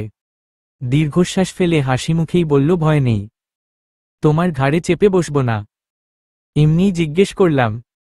তখনও নিজেকে পুরোপুরি সামলাতে পারেনি আশরাফি। সে বিশ্বাসই করতে পারছিল না মধুই সত্যিই তার সামনে, সত্যিই বিশ্বাস করতে পারছিল না সে। যাকে এতগুলো বছর ধরে সযত্নে নিজের হৃদয় লালন করে এসেছে তার দেখা এমন জঘন্য জায়গায় মিলবে। মধুর ঠাট্টায় যোগ না দিয়ে বিস্ময়াবিষ্ট সকরুণ কণ্ঠে বলল, এই অবস্থা কেমন করে হলো মেহের? মেহের বলে এখানে কেউ আমাকে ডাকে না। মধুবালা বললেই বেশি খুশি হব। এড়িয়ে যাচ্ছ? যদিও আশরাফির প্রশ্নটা ঠিক বুঝতে পেরেছিল মধু, তথাপি না বোঝার ভান করে বলল, এড়িয়ে যাব কেন? বলো, কি জানতে চাও? তুমি এখানে কেন? আবারও করুণ কণ্ঠস্বর আশরাফির। আমি তো এখানেই থাকি। কিন্তু কেন? ওই লোকটা কেন বলছে তুমি তার স্ত্রী? সবার কাছে মধুকে নিজের বউ বলেই পরিচয় দেয় আরমান। মধু অবশ্য এই নিয়ে কোন দিন কোন প্রতিবাদ করেনি। করে লাভই বাকি। এইখানে যারা আসে তাদের বিয়ে হলেও কি না হলেও কি, তাদের জীবন এমনিতেই নিরর্থক, সম্মান পাবার কোন অধিকার তাদের নেই। তাদের কেবল একটাই কাজ, টাকার জন্য নিজেকে বিলিয়ে দেওয়া। এর বাইরে আর কোন কাজ নেই তাদের। হ্যাঁ, মধুকে হয়তো অন্যান্য মেয়েদের মতো লোভী পুরুষদের শয্যাসঙ্গিনী হতে হয়নি, কিন্তু তবুও 4 বছর যাবৎ এখানে আছে সে। এখন আর নিজেকে আলাদা বলেই মনে হয় না, মনে হয় যেন এদেরই একজন সে। তাই বিয়ে নিয়ে তেমন কোন মাথা ব্যথা ছিল না। কেউ জিজ্ঞেস করলে হাসি মুখেই আরমানের কথা সমর্থন করে নিত সে। কিন্তু আজকে পারল না। বুকের ভেতর কোথাও গিয়ে যেন লাগলো আশরাফির প্রশ্নটা জবাবে খুব করে বলতে ইচ্ছে হলো, ভুলে বলেছে ও, আমি কারো বউ নই। কিন্তু পারল না। মনের কথা মনেই চাপা দিয়ে জোরপূর্বক মুখে হাসি টেনে এনে বলল, হ্যাঁ, ঠিকই তো বলেছে, আমি ওর বউ। বিয়ে হয়েছে আমাদের দুজনের। একের পর এক আঘাতে জর্জরিত আশরাফি। মধুর নিজ মুখে স্বীকার করার পরেও তার কথাগুলো বিশ্বাস করতে পারছিল না সে। সন্নিগ্ধ কণ্ঠে বলল, বিয়ে হয়েছে? নাকি ওই লোকটা নিশ্চয়ই জোর করে তোমাকে এখানে ধরে এনেছে? দেখে কি তাই মনে হচ্ছে? মানে মানে আমাকে দেখে কি কোনোভাবেই মনে হচ্ছে যে জোর করে ধরে নিয়ে আসা হয়েছে? কিংবা খুব কষ্টে আছি আমি? এবার জলজল করে উঠল আশরাফি চোখজোড়া। চোয়ালের পেশিগুলো কঠিন হয়ে এলো তার। ধারালো কণ্ঠে বলল, কি বলতে চাইছো তুমি? এখানে খুব সুখে আছো? আমি কিছুই বলতে চাইছি না। আমি শুধু তোমার ভুলটা ভাঙিয়ে দিতে চাইছি। এখানকার মালকিন আমি। আমার কথাতে সব কিছু হয় এখানে। সুতরাং আমাকে জোর করার মতো প্রশ্নই উঠে না। আমার প্রশ্নের সরাসরি জবাব চাই, হ্যাঁ অথবা না। না, আমি নিজের ইচ্ছেতেই এখানে এসেছি। মিথ্যে কথা। নিজের ইচ্ছেই কেউ কখনো এখানে আসে না। কিন্তু আমি এসেছি। আমার টাকার দরকার ছিল, প্রচুর টাকার। টাকা? হ্যাঁ, টাকা। আমার প্রথম স্বামী ইশতিয়াক মারা যাওয়ার পর তার বাড়ির লোকজন আমাকে জোর করে আটকে রেখেছিল তাদের কাছে। বন্দি অবস্থায় আমার ওপর অনেক অমানুষিক নির্যাতন চালিয়েছিল তারা। তাদের হাত থেকে বাঁচার জন্য বাড়ি ছেড়ে পালিয়েছিলাম আমি। নিজের খরচ চালানোর মতো তখন একটা কানাকড়িও ছিল না আমার কাছে। ঠিক সেই মুহূর্তেই আরমানের সাথে দেখা হলো। সে আমাকে বিয়ে করে এখানে নিয়ে এসেছে। ওর ব্যবসার কথা তুমি জানতে? হ্যাঁ, প্রথম প্রথম একটু খারাপ লাগলেও এখন সয়ে গেছে। তাছাড়া আমাকে অনেক ভালোবাসে সে। মেহেরের এমন নিখুঁত মিথ্যে বর্ণনার পরেও আশরাফির সন্দেহ গেল না। অবিশ্বাস্য কণ্ঠে রাগত মুখে বলল, ক্রমাগত মিথ্যে বলে যাচ্ছ তুমি। আমি জানি ওই লোকটা তোমাকে জোর করে এখানে ধরে নিয়ে এসেছে। নতুবা তোমার বাবা কোথায়? অন্য যে কেউই হলে আশরাফির রাগত চেহারা দেখে ঘাবড়ে যেত। কিন্তু মধু ঘাবড়াল না। এবারেও মসৃণ মিথ্যে বর্ণনা করে গেল সে। আশরাফির প্রশ্নের জবাবে শব্দ করে হেসে উঠে বলল, তোমার ধারণা তুমি তোমার কাছেই রাখো না। ওসব আমি ভাবি না। আমি বাবার কাছে যাইনি, তার কারণ বাবার ওপর রাগ ছিল আমার। গেলেও বিশেষ কোন লাভ হতো কিনা জানি না। কারণ ইশতিয়াকের মৃত্যুর পর তিনিই আমাকে ওদের বাড়িতে রেখে এসেছিলেন। যাই হোক, সেসব কথা এখন থাক। কিন্তু নিজের মতো করে এসব কেন ভাবছো আমি বুঝতে পারছি না। একটা কথা বলি তোমাকে, এতে হয়তো তোমার সন্দেহ কিছুটা হলেও দূর হবে। আরমান যতই খারাপ হোক না কেন আমাকে ও খুব ভালোবাসে। সুতরাং ভুল ভাবার কোন কারণ নেই। যথেষ্ট সুখে আছি আমরা। বেশ ভালো আছি। কোন কিছুর অভাব নেই। বলার আগেই সব হাজির রাখে আরমান। আশরাফির আগে বাক্যহারা হয়ে গেল। মুখের কথা মিলিয়ে গেল তার। এই কোন মেহেরকে দেখছে সে? টাকা মানুষকে এতটা পরিবর্তন করে দিতে পারে? তীব্র ঘৃণা মুখ ফিরিয়ে নিল সে। তিরস্কারের সুরে বলল, তার মানে নিশ্চয়ই টাকা রোজগারের জন্যে সে তোমাকে এই ব্যবসায় নামিয়েছে? আমাকে কারো নামানোর দরকার নেই। আমি নিজের ইচ্ছেতেই নেমেছি। মধুর কথা শেষ হতে না হতেই ঠাস করে চড় পড়ল তার গালে। রাগ লাল হয়ে গেছে আশরাফির গৌরবর্ণ মুখখানা। মধুর মুখ থেকে এমন জঘন্য কথাবার্তা শুনে নিজেকে স্থির রাখতে পারেনি সে। সপাটে চড় বসিয়ে দিয়েছে মধুর গালে। চড় মেরেও রাগ কমল না। ক্ষোভে দিশেহারা হয়ে চেঁচিয়ে উঠে বলল, মরে গেলে না কেন তুমি? এখনো কেন বেঁচে আছো? এবার আমি তোমাকে খুন করব। কথাগুলো বলার সময় চোখ দিয়ে আগুন বেরোচ্ছিল আশরাফির। সর্বাঙ্গে জ্বালা করছিল, এমনিতেই এখানে আসার পর থেকেই গা ঘিনঘিন করছিল তার। প্রথমেই মেয়েগুলোকে দেখে তীব্র ঘৃণায় মুখ ফিরিয়ে নিয়েছিল সে। তারপর যখন মধুকে দেখল হৃৎপিণ্ডটা পাঁজর ছিঁড়ে বেরিয়ে আসতে চাইছিল, এত আঘাতের পর আবার মধুর এসব কথাবার্তা। সহ্যের তো একটা সীমা আছে মানুষের। এরপরেও একটা মানুষ কি করে নিজেকে শান্ত রাখতে পারে? এদিকে চড় খেয়ে হাসছে মধু। হাসতে হাসতেই বলল, তুমি এখনো বোকার মতো আমাকে ভালোবাসো নাকি বিয়ে করেছ? কিন্তু দেখে তো মনে হচ্ছে না। আশরাফি মুখ দেখে মনে হলো পারলে এখনই মধুকে খুনি করে ফেলে সে। কিন্তু মধু বিন্দুমাত্রেও ঘাবড়াল না। আশরাফি রাগকে ক্রমাগত বাড়িয়ে দিয়ে নির্লজ্জের মতো হাসছে সে। আশরাফি রাগে দিশেহারা হয়ে সজোরে তার বাহু চেপে ধরে দাঁতে দাঁত চেপে বলল, এরপরেও হাসি আসছে তোমার? নির্লজ্জ বেহায়া মেয়ে মানুষ, একটা লজ্জা করে না তোমার? তোমার মুখ দেখাও পাপ। কথা শেষ করে সজোরে মধুকে ধাক্কা মেরে ফেলে দিল সে। ছিটকে পড়ে গেল মধু। বেকায়দা পড়ে কপাল ফেটে গেল তার, কিন্তু ফিরেও তাকালো না আশরাফি। গটগট করে বেরিয়ে গেল। ততক্ষণে সোহাগকে নিয়ে ফিরে এসেছে আরমান। মধু মেঝেতে বসে দেখে অবাক হল সে। রক্ত চোখে পড়তেই উদ্বিগ্ন কণ্ঠ বলল, এ কি মধু, তোমার এই অবস্থা কেন? রাফি সাহেব কোথায়? চোখে কোণে জল চিকচিক করছিল মধুর। সোহাগ হতভম্ব চোখ বড় বড় করে চেয়েছিল মধুর দিকে। আরমানের কথার জবাবে মধু মুচকি হেসে বলল, উনি চলে গেছেন। কিছু বলে যায়নি? না।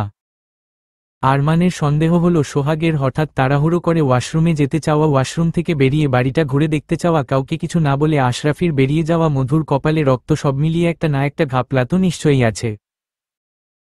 তথাপি কথা বাড়াল না সে। সোহাগের কাছ থেকে বিদায় নিয়ে মধুকে নিয়ে ভেতরে ঢুকে গেল। মধু ছলছল চোখে একবার সোহাগের মুখের দিকে চেয়ে ধীরে ধীরে ভেতরে ঢুকে গেল তার সঙ্গে। ঘরের বাতি নিভিয়ে চোখ বন্ধ করে শুয়ে আছে আশরাফি। কিচ্ছু ভালো লাগছে না তার। অস্থির অসহ্য লাগছে সবকিছু। পুরো বাসা ফাঁকা, সে ছাড়া আর কেউ নেই বাসায়। সোহাগ নাইম দুজনের বাইরে গেছে। সোহাগ গেছে তার গার্লফ্রেন্ডকে নিয়ে ডেইটে, আর নাইম সে গেছে বাড়িতে বাবা মায়ের সঙ্গে দেখা করতে। আশরাফির তো বাবা মা কেউই নেই, তাই ছুটির দিনগুলোতে একা বাসাতেই কাটাতে হয় তাকে। নাইম অবশ্য বেশ জোরাজুরি করেছিল তার সঙ্গে যাওয়ার জন্য, কিন্তু আশরাফি না করে দিয়েছে। এর আগেও বেশ কয়েকবার নাইমদের বাড়িতে গিয়েছে সে, সোহাগদের বাড়িতেও গিয়েছিল, কিন্তু 2-4 দিনের বেশি মন টেকে না, তাই বারণ করে দিয়েছিল সে। কিন্তু এখন মনে হচ্ছে না গিয়ে ভুলই করেছে। একা বাসায় ভীষণ বোরিং লাগছে। আর সবচেয়ে অসহ্যকর যে বিষয়টা, সেটা হলো একা থাকার কারণে তার সমস্ত চিন্তাভাবনাগুলো কেবল মেহেরকে কেন্দ্র করেই ঘুরছে, যেটা প্রতিটা মুহূর্তে অনেক বেশি যন্ত্রণা দিচ্ছে তাকে। চাইলেও মাথা থেকে মেহেরের চিন্তাভাবনা ঝেড়ে ফেলে দিতে পারছে না, চায় সে।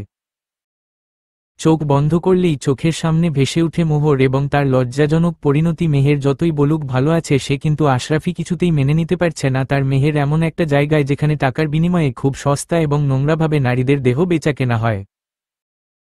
নারীদেরকে বানানো নয়, লালসার বস্তু। যতবার এই কথাগুলো মনে পড়ে আশরাফি ততবার চিৎকার করে কাঁদতে মন চায় তার, কিন্তু পারে না। সময়ের সাথে সাথে কান্নাও হারিয়ে গেছে, কিন্তু দুঃখগুলো ঠিক আগের মতই রয়ে গেছে। নিঃশব্দে নির্জনে বুকের ভেতর রক্তপাত ঘটায় কেবল। কাল থেকে ইউনিভার্সিটি খুলবে আশরাফির, সেই অপেক্ষাতেই আছে সে। ক্যাম্পাস খুললে কাজের চাপ হয়তো একটু বাড়বে, কিন্তু তবুও শান্তি, কাজের মাঝে থাকলে নিজের দুঃখগুলোকে ভুলে থাকতে পারবে সে। ব্যস্ত রাখা যাবে নিজেকে। এমনিতে একা যতক্ষণ থাকে দম বন্ধ হয়ে আসে তার। মেহেরের সাথে দেখা হওয়ার পর থেকে সেটা আরও বেড়েছে। সবকিছুই অসহ্য লাগছে তার। মাথার ভেতর উল্টোপাল্টা চিন্তাভাবনা ঘুরপাক খাচ্ছে। মাঝে মাঝে তো মনে হচ্ছে একটা লোডেড পিস্তল নিয়ে ঠিক মাথার খুলি বরাবর গুলি করে উড়িয়ে দিতে মেহেরকে। কিন্তু পরক্ষণেই আবার তাকে কাছে পাওয়া তীব্র আকুতি আশরাফি নিজেও বুঝতে পারে না এই কেমন চাওয়া তার। নিজের ওপর লজ্জা হয় কিন্তু তবুও অস্বীকার করতে পারে না মেহেরকে এখনও চায় সে, এখনও পাগলের মতো ভালোবাসে তাকে। গতকালকেও সারারাত বিছানায় এপাশ ওপাশ করেছে সে, অনেক ভেবেছে, কিন্তু কোনো কিছুতেই কোন কুল পায়নি। একটা মেয়ে কি করে এতটা নিষ্ঠুর হতে পারে? সারা জীবন ধরে শুনে এসেছে মেয়েদের মন হয় কোমল স্নেহময়ী দরদমাখা, কিন্তু মেহেরকে যত দেখছে ততই অবাক হচ্ছে সে। লাজলজ্জা আবেগ অনুভূতি মায়ামমতা শূন্য হয়ে গেছে সে। কিন্তু মেহের কি এমন ছিল? মোটেও না, নরম কোমল শান্ত দিঘি মতো একটা মন ছিল তার। আশরাফি একটু ছোঁয়াতে নুয়ে পড়ত লজ্জাবতী লাজুকলতাটা, সেজন্যই আরও বেশি কষ্ট হয় আশরাফির। এমন মেহেরকে নিজের দুঃস্বপ্নের ভাবে নিজে। এমন কেন হলো সবকিছু? টাকার জন্য? মেহের তো নিজ মুখেই স্বীকার করেছে। কিন্তু তবুও কেন বিশ্বাস করতে পারছে না আশরাফি? কেন বারবার মনে হয় মিথ্যে বলেছে মেহের? কিছু একটা রহস্য আছে তার জীবনে। এসব ভাবতে ভাবতেই আবার গভীর ধ্যানে মগ্ন হয়ে গিয়েছিল আশরাফ। মোবাইলের রিংটোনের শব্দে ধ্যান ভাঙল। শোয়া থেকে উঠে বসে ফোন রিসিভ করল সে। ওপাশ থেকে নীলা মিষ্টি করে সালাম দিয়ে বলল, আপনি কি ফ্রি আছেন স্যার? সালামের জবাব দিল আশরাফি। গলা খাকারি দিয়ে বলল, হ্যাঁ। বলো, কি বলবে? নীলা তাদের ক্লাস রিপ্রেজেন্টেটিভ, মানে সিআর, তাই ক্লাস রুটিন, অ্যাসাইনমেন্ট, থিসিস জমা দেওয়া সহ যাবতীয় পড়াশোনামূলক বিষয়ে পুরো ক্লাসের হয়ে তাকেই আলাপ করতে হয় স্যারদের সাথে। সেই সুবাদে আশরাফিকেও প্রায়ই ফোন করার সুযোগ হয়েছে তার। কিন্তু আজকে ফোন করার একটা বিশেষ কারণ আছে। কারণটা হচ্ছে আজকে নীলার জন্মদিন। বাসায় পার্টি হবে। সব বন্ধুবান্ধবদের, পরিচিত কয়েকজন স্যার ম্যাডামদের দাওয়াত করেছে সে। কিন্তু আশরাফিকে কি করে দাওয়াত দেবে সেটাই বুঝতে পারছিল না। দাওয়াত দেওয়ার পরে সে কি রিয়েক্ট করে সেটা ভেবেও ভয় হচ্ছিল। শেষমেশ একটা উপায় বের করে ফেলল। নিজের রিসার্চে অ্যাসিস্ট করার জন্য আশরাফি তাকে কিছু আগ্রহী ছাত্রছাত্রীদের লিস্ট তৈরি করতে বলেছিল। লিস্ট রেডি, তাই ফোন করে খবরটা আশরাফিকে জানানো যেতেই পারে। সেই সুযোগে জন্মদিনের কথাটাও বলে ফেলবে। আশরাফির কাছ থেকে অনুমতি পেয়ে বিনীত কণ্ঠে বলল, রিসার্চে অ্যাসিস্ট করার জন্য আপনি আগ্রহী ছাত্রছাত্রীদের যেই লিস্টটা আমাকে তৈরি করতে বলেছিলেন সেটা রেডি হয়ে গেছে স্যার। ঠিক আছে, তুমি তাহলে লিস্টটা মেইল করে পাঠিয়ে দাও আমাকে। এখনই? হ্যাঁ এখনই। কেন, কোন সমস্যা? জি না স্যার, আমি এখনই মেইল পাঠাচ্ছি আপনাকে। ঠিক আছে, ফোন রেখে দিচ্ছিল আশরাফি, তখনই নীলা তড়িঘড়ি করে বলল, হ্যালো স্যার। ফের ফোন কানে দিল আশরাফি। শীতল কণ্ঠে বলল, আর কিছু বলবে? জি স্যার। কি? নীলার ভয় লাগছে। আশরাফি সঙ্গে পড়াশোনার বাইরে অন্য কোন আলোচনা কখনোই হয়নি তার। তাই অন্য স্যার ম্যাডামদের চাইতে বেশি ভয় হয় তার সঙ্গে কথা বলতে। তার ওপর আজকে তো সরাসরি বাসায় আসার দাওয়াত। বুঝতে পারছিল না কি হবে, ভীত ইতস্তত কণ্ঠে বলল, না মানে, আজকে আমার জন্মদিন স্যার, তাই বাবা ছোটখাটো করে একটা পার্টির। তার কথার মাঝখানেই আশরাফি ওকে থামিয়ে দিয়ে বলল, তাই নাকি? জি স্যার। তাহলে তো উইশ করা উচিত তোমাকে। জবাবে নীলা কিছু বলল না। হাত পা কাঁপছিল তার। আশরাফি মুচকি হেসে বলল, শুভ জন্মদিন। অনেক বড় তুমি, আর খুব খুশি থাকো। বিশেষ মানুষদের কাছে থেকে শুভেচ্ছা পেতে সবারই ভালো লাগে, হোক না সেটা খুবই সামান্য, তবুও অদ্ভুত ভালো লাগা কাজ করে।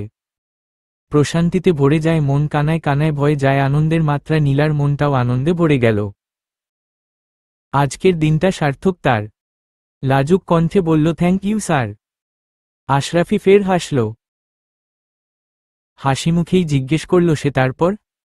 তুমি যেন কি বলছিলে? বাসায় পার্টি হবে তাই তো? জি স্যার, তবে খুব বড় করে নয়। বাবা মা, আমি আর আমার সব বন্ধুরা থাকবে। লায়লা ম্যাম, আরিফ স্যারকেও বলেছি, উনারা আসবেন। আপনি কি আসবেন স্যার? আপনি এলে খুব খুশি হব আমি। আমি? হ্যাঁ স্যার। আসবেন? খানিকটা আবদারের সুরেই জিজ্ঞেস করল নীলা। বারণ করতে পারল না আশরাফি। এমনিতেও বাসায় ভালো লাগছিল না তার। তাছাড়া ওখানে কলিগরাও আসবে, আড্ডা দেওয়া যাবে সবার সঙ্গে। আগ্রহের সাথেই জিজ্ঞেস করল, অনুষ্ঠান কয়টায়? 7টায়। কিছুক্ষণ চুপ করে রইল আশরাফি, তারপর নীলাকে সম্পূর্ণ অবাক করে দিয়ে বলল, ঠিক আছে আমি আসব। খুশিতে চোখমুখ উজ্জ্বল হয়ে উঠল নীলার।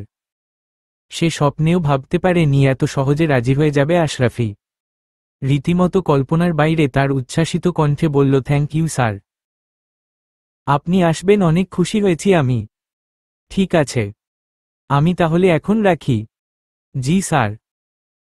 খোদা হাফেজ। পুনরায় সালাম দিয়ে ফোন কাটল নীলা।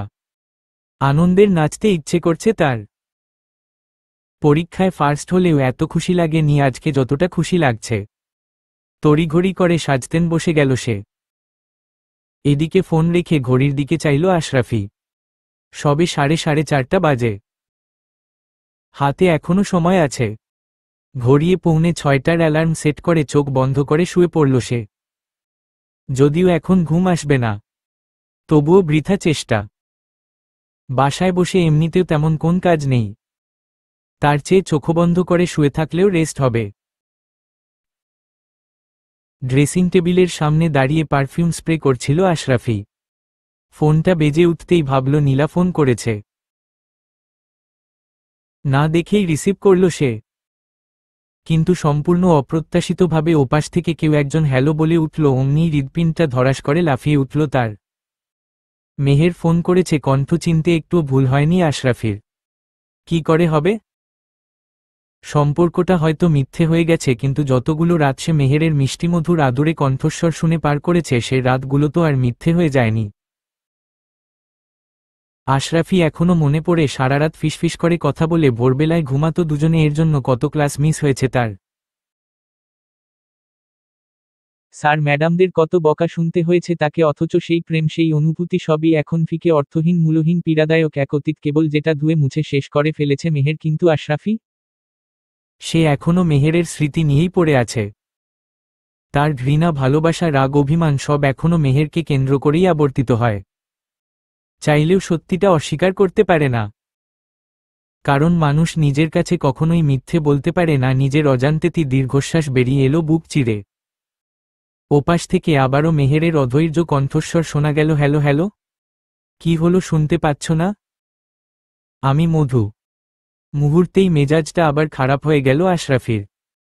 মধু নামটা শুনেই মাথায় রক্ত উঠে যায় তার। তারপরেও কত বড় সাহস মেহেরের, তাকে ফোন করে মধু নামে পরিচয় দিচ্ছে। দাঁত মুখ খিচে বলল, কিন্তু আমি মৌমাছি নই। কথা শেষ শটাং ফোন কেটে দিল সে। এদিকে মধু হতভম্ব, এটা কি হলো? আশরাফি এটা কি বলল? মৌমাছি নই মানে?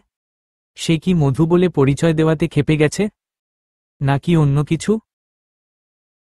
পুনরায় আশরাফির নাম্বারে ডায়াল করল সে। সময়ে অসময়ে যোগাযোগের জন্য ছোট এই বাটন ফোনটা আরমান কিনে দিয়েছিল তাকে। সেটা থেকেই আশরাফিকে ফোন করেছে সে। নাম্বার জোগাড় করতেও বেশ কাঠখড় পোহাতে হয়েছে। চুরি করে আরমানের ফোন থেকে আশরাফির জোগাড় করেছে।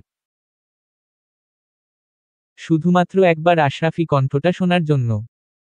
আশরাফি সেদিন রাগ করে বেরিয়ে যাওয়ার পর থেকেই মনটা বড় অশান্ত হয়ে আছে তার। খুব দেখতে ইচ্ছে করছিল তাকে একবার, তার কণ্ঠ শোনার জন্য আকুপাকু করছিল মনটা। কিন্তু ফোন করার কোন বাহানা খুঁজে পাচ্ছিল না। কিন্তু কথায় আছে, ইচ্ছে থাকলে উপায় হয়। অবশেষে মধুও পেয়ে গেল উপায়। আশরাফি তাদের কোম্পানির জন্য যেই মেয়েগুলো খোঁজ করছিল তাদেরকে মোটামুটি সব শিখিয়ে পড়িয়ে দিয়েছে মধু। চাইলেই সেই ব্যাপারেই আলাপ করার জন্য আশরাফিকে ফোন করতে পারে সে। আশরাফি যদি কিছু বলে তবে মধুও বলতে পারবে ব্যবসার ব্যাপারে আলাপ করতেই ফোন করেছে তাকে। তখন আর নিশ্চয়ই কিছু বলতে পারবে না আশরাফি। এদিকে তখনও রাগে গজগজ করছিল আশরাফি। এত বড় সাহস তাকে ফোন করে বলে কি না মধু সামনে পেলে মুখ সেলাই করে দিত একদম। কিন্তু আশরাফি 100% সিউর মধু একদিন নির্ঘাত খুন হবে, তার হাতে হবেই হবে। এসব চিন্তার মাঝখানেই আবারও ফোন বেজে উঠল আশরাফি। আগের নাম্বার থেকেই এসেছে। রিসিভ করে শুরু হলো ঝাড়ি। মধুকে কোন কথাই বলতে দিল না সে। ইচ্ছে মতো ঝাড়ল। আধ ঘন্টা বাদে কিছুটা শান্ত হলে মধু মুচকি হেসে বলল, আমার ফোন ব্যালেন্স কম।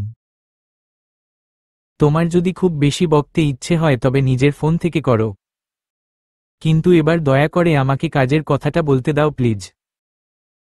এমনিতেই আশরাফির মেজাজ সপ্তম আকাশে, তার ওপর যখন দেখল সে এতক্ষণ যাবৎ চেঁচামেচি করার পরেও মধু বিন্দুমাত্রও বিচলিত হয়নি, তখন মেজাজ আরও খিচড়ে গেল। তাই আরও বেশি ক্ষেপে গেল সে।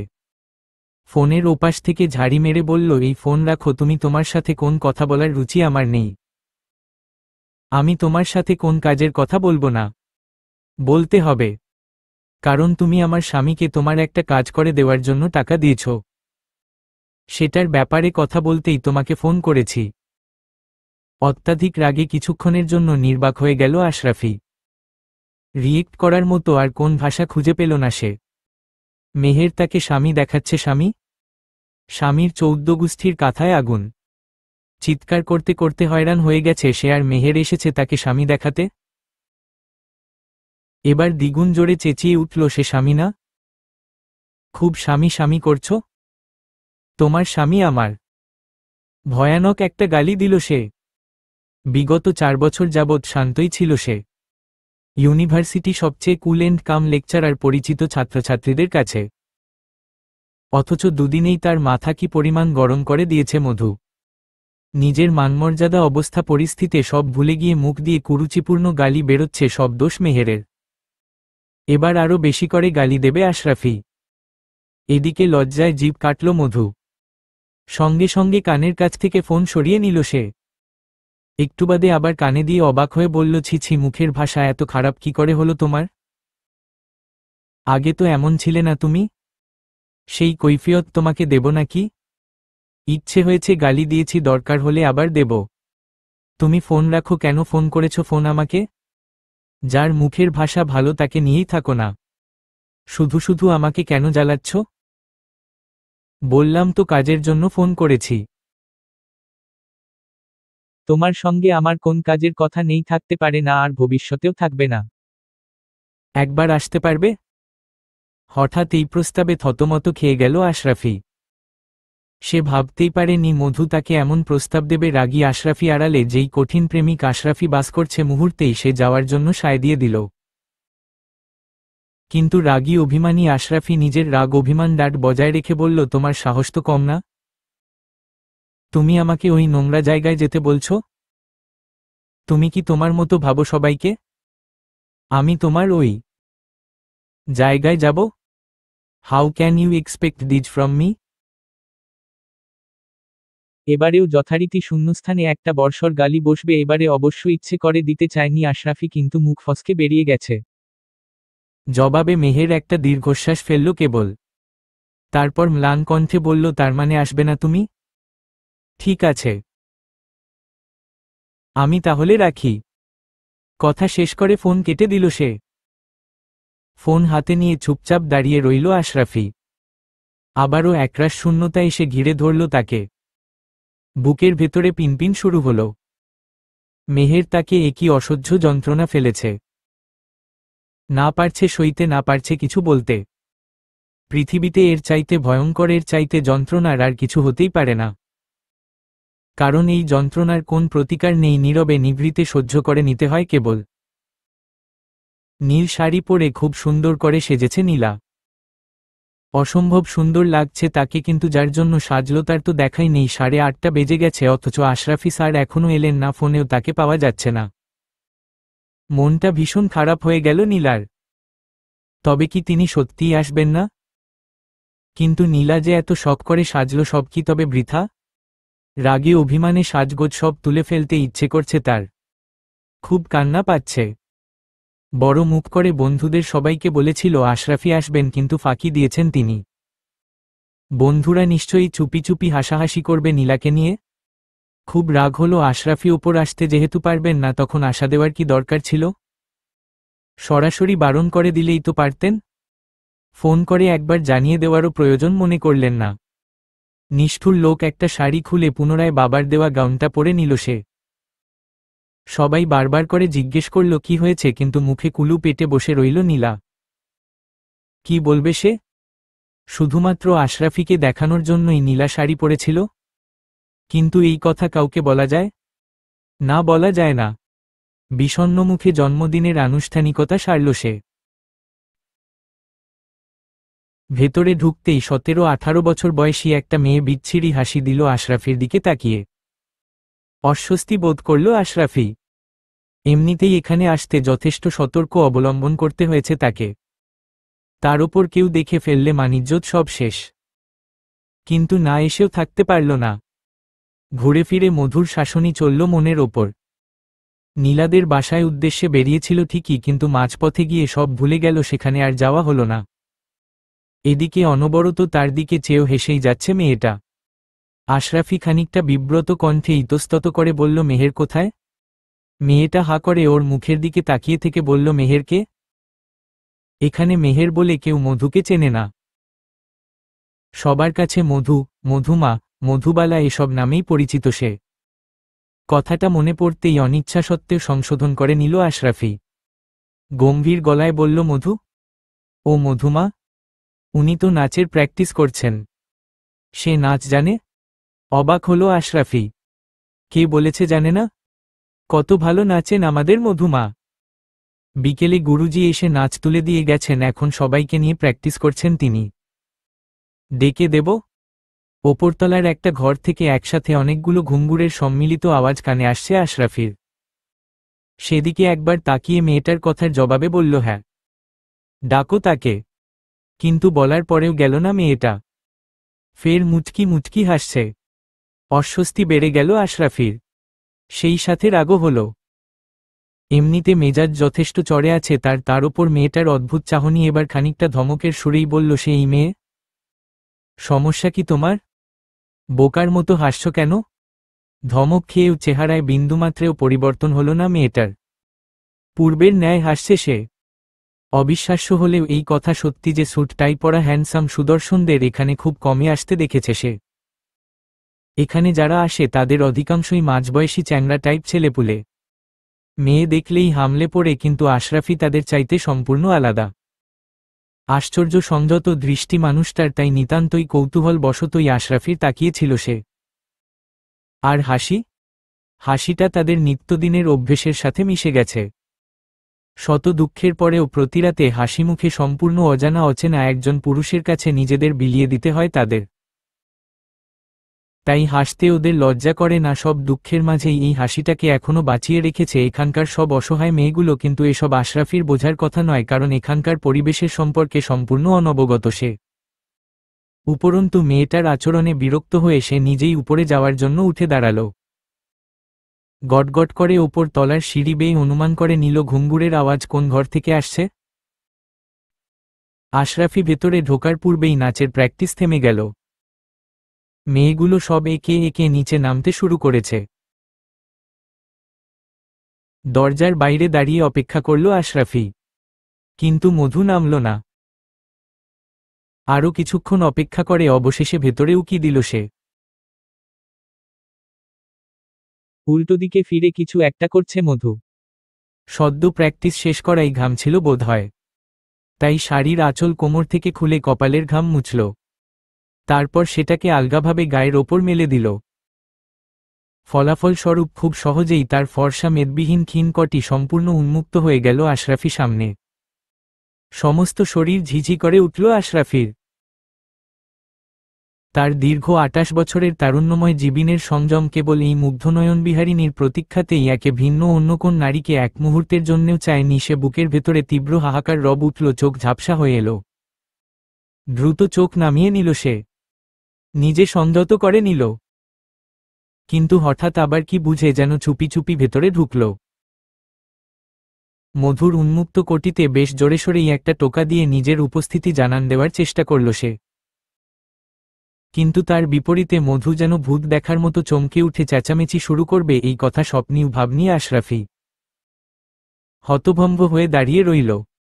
তাকে দেখে আচমকাই আবার চিৎকার থেমে গেল মধুর। লাফ দিয়ে দূরে সরে গেল সে।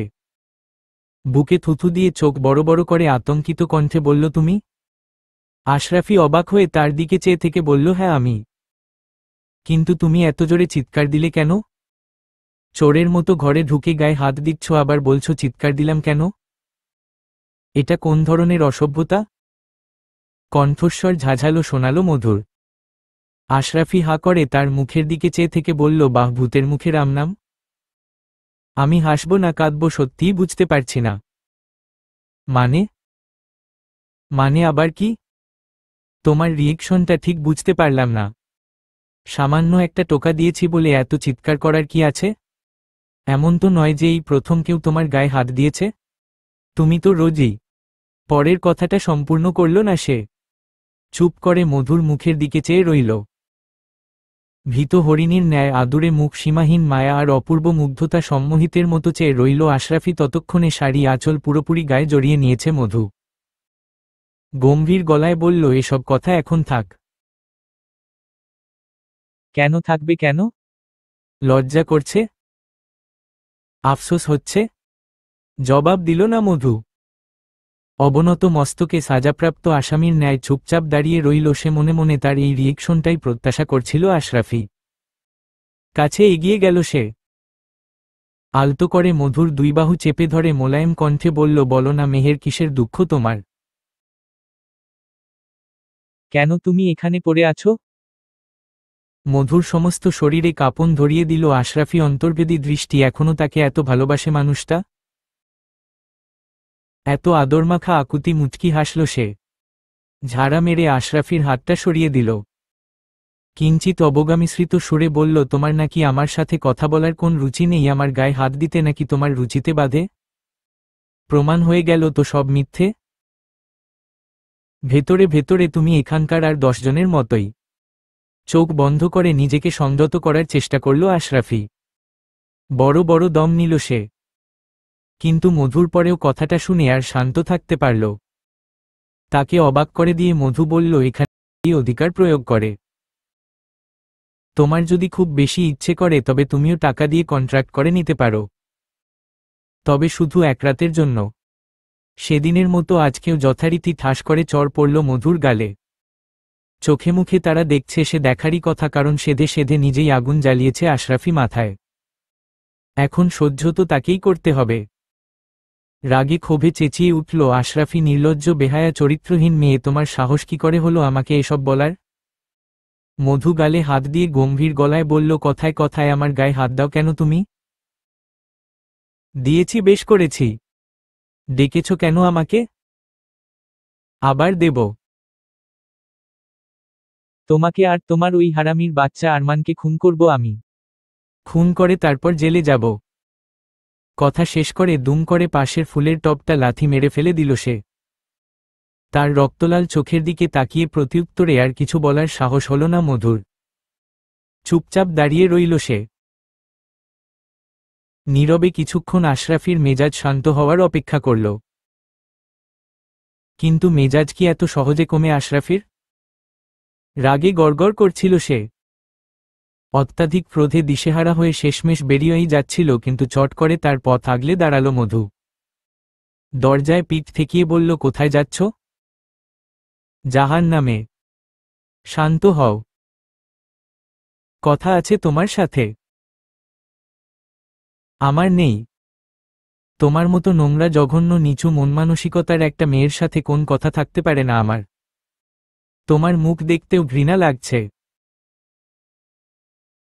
গা গুলিয়ে আসছে, ঘিন ঘিন করছে, নিজেকে অপবিত্র মনে হচ্ছে। ঠিক আছে, আমার মুখ দেখার দরকার নেই। শুধু কথাগুলো শুনলেই হবে। বললাম তোমার কোন আমি শুনব না। তথাপি দরজা থেকে নড়ল না মধু। দরজায় পিঠ ঠেকিয়ে ঠায় দাঁড়িয়ে রইল। আশরাফির কথাগুলো যেন শুনতেই পায়নি এমন ভাব করে বলল, তোমরা মেয়েগুলোকে ঠিক যেভাবে রেডি করতে বলেছ আমি ঠিক ওইভাবে তৈরি করেছি ওদের। কিন্তু সেই বিষয়ে আমার একটা প্রশ্ন আছে। মেহেরের প্রশ্ন সম্পর্কে জানার বিন্দুমাত্রেও আগ্রহ প্রকাশ করল না আশরাফি। নিজের মতো গোধরে দাঁড়িয়ে রইল সে। বাধ্য হয়ে মধু নিজে থেকেই বলল, তোমরা কি শুধু জলসার আয়োজনই করেছ নাকি অন্য কিছু? অন্য কিছু মানে বুঝতে পারছো তো? একটু আগে যেই জন্য আমাকে কথা শুনিয়েছিলে সেটাই, এটুকু বলে সতর্ক দৃষ্টিতে একবার আশরাফি দিকে চাইল সে। আশরাফি পূর্বের ন্যায় ঠায় দাঁড়িয়ে আছে। কিঞ্চিত ভরসা পেল মধু। যাক, পাগল এখনো শান্ত আছে, যত তাড়াতাড়ি সম্ভব কথা শেষ করে ফেলতে হবে। তড়িঘড়ি করে বলল, যদি তেমন কিছু হয় তবে এখন যেই মেয়েগুলোকে সিলেক্ট করেছি তাদের পাঠানো যাবে না। ওদের বয়স কম, তাছাড়া শরীরও খারাপ, অন্যদের পাঠাতে হবে। মধুর অন্য কিছুর ইঙ্গিতটা ঠিক ধরতে পারল আশরাফি। সুন্দর মুখটা ক্রমশ ধারালো হয়ে এলো, তার ঘৃণাভরা কণ্ঠে বলল, তোমার চিন্তাধারা কেবল টাকা আর শারীরিক সম্পর্কতেই আটকে আছে, তাই না? মানে এর বাইরে আর কিচ্ছু বুঝতে বোঝার দরকার নেই তোমার? জবাব দিল না মধু। আশরাফি থেমে রইল না। তীক্ষ্ণ বাক্যবাণে মধুর ভেতরটাকে জর্জরিত করে দিয়ে বলল, এতটা নির্লজ্জ তুমি কবে থেকে হলে মেহের? তোমার নির্লজ্জতা দেখে লজ্জায় আমার মরে যেতে মন চাইছে। এবারেও আশ্চর্যজনকভাবে হাসল মধু। ধৈর্যশক্তির পরীক্ষা দিতে দিতে পাকা ছাত্রী হয়ে গেছে বটে। আশরাফির কথায় বিন্দুমাত্র বিচলিত না হয়ে বলল, কিন্তু আমার যে মরতে ইচ্ছে করে না, বেঁচে থাকতে ইচ্ছে করে আমার, খুব ইচ্ছে করে। আরমান কত ভালোবাসে আমাকে, মরে গেলে কি লাভ? আরমান আরমান আরমান গায়ে ফোসকা পড়ে গেছে আশরাফির। আর সহ্য করতে পারল না সে। পুনরায় বহির্গমনে উদ্যত হল। মধু ফের বাধা দিয়ে বলল, আমার প্রশ্নের উত্তর? তোমার কোন প্রশ্নের উত্তর আমি দেব না? দেওয়ার প্রয়োজনও মনে করি না, কিন্তু তবুও দিতে হবে। কারণ আমাদের সাথে ব্যবসা করছো তুমি। ব্যবসা করছি মানে? আলবৎ ব্যবসা করছো। তোমরা টাকা দিয়েছো, আমরা সার্ভিস দিচ্ছি। এটাকে ব্যবসা বলবো না তো কি বলবো? কিন্তু তার সাথে ওই মেয়েগুলোর সুস্থতার কি সম্পর্ক? তুমি আর তোমার ওই সো কল্ড স্বামী মিলে যখন মেয়েগুলোকে দিয়ে এসব নোংরা কাজই করাচ্ছ, তখন ওদের শারীরিক সুস্থতা দিয়ে এসব মিথ্যে কনসার্ন দেখানোর মানেটা কি? মানে জেনে তোমার দরকার নেই। তোমাকে যেটা জিজ্ঞেস করেছি তুমি শুধু তার উত্তর দাও। সেটাই তো মানে, জানলে তো বলবে। কিন্তু আমি জানি। আমি শতভাগ নিশ্চিতের সঙ্গেও কোন স্বার্থ জড়িয়ে আছে তোমাদের। নতুবা তোমার মতো নীচ জঘন্য মনমানসিকতার মেয়ের কাছ থেকে তো এমন ভালো কিছু আশা করা যায় না। একদম ঠিক ধরেছ তুমি। আমার মনমানসিকতা চিন্তাধারা সত্যিই খুব নিম্নমানের। সেই জন্যেই মেয়েগুলোর শারীরিক সুস্থতা নিয়ে ভাবতে হয় আমাকে। কারণ ওরা অসুস্থ হয়ে পড়লে আমার টাকা আসবে কোথা থেকে? কিন্তু এবার তুমি আমার চিন্তাধারাকে নিয়ে চিন্তা করা বাদ দিয়ে কাজের কথায় এসো। সত্যিই মেয়েগুলোকে দিয়ে অন্য কিছু করানোর প্ল্যান নেই তো তোমাদের? জবাবে ভয়াবহভাবে চোখ পাকালো আশরাফি। মধু ভয়ে তড়িঘড়ি করে বলল, ঠিক আছে ঠিক আছে, আমি বুঝতে পেরেছি তোমাদের সেরকম কোন উদ্দেশ্য নেই। কিন্তু সবসময় এত মেজাজ দেখানোর কি আছে? ভালো করেও তো বলা যায়। এত রাগ স্বাস্থ্যের জন্য মোটেই ভালো নয়। তুমি জানো শরীরের কত ক্ষতি হচ্ছে তোমার। রাগটা একটু কমাও। তুমি ভাবলে কি করে তুমি উপদেশ দিলেই আমি শুনব? তোমার কথা শোনার চাইতে রাস্তায় দাঁড়িয়ে একটা কুকুরের কথা শোনাও আমার কাছে ঢের আনন্দের। সেই জন্যই বুঝি কুকুরের মতো ঘেউ ঘেউ করতে শিখে গেছ? মুখ ফসকে কথাটা বেরিয়ে গেল মধুর। সঙ্গে সঙ্গেই জিভ কাটল সে। কিন্তু তাতে কোন লাভ হলো না। আগুনে ঘি ঢালা হয়ে গেছে, মানে এতক্ষণ বোম হয়ে দাঁড়িয়েছিল আশরাফি এবার ফেটে পড়ল। সজোরে মধুর দুবাহু ধরে দাঁতে দাঁত চেপে বলল, এত বড় সাহস তোমার? তুমি আমাকে কুকুর বলেছ? মুখে আঁচল চাপা দিয়ে হাসি আটকালো মধু। আশরাফি যতই তাকে ভয় দেখানোর চেষ্টা করে ততই হাসে সে। হাসির বহর যেন থামেই না। থমকে গেল আশরাফি। নির্বাক চোখে মধুর দিকে চেয়ে থেকে নিজের ভেতরটাকে অনুভব করার চেষ্টা করল সে। হ্যাঁ, এই হাসি দুর্বল করে দিচ্ছে, তাকে মারাত্মকভাবে দুর্বল করে দিচ্ছে।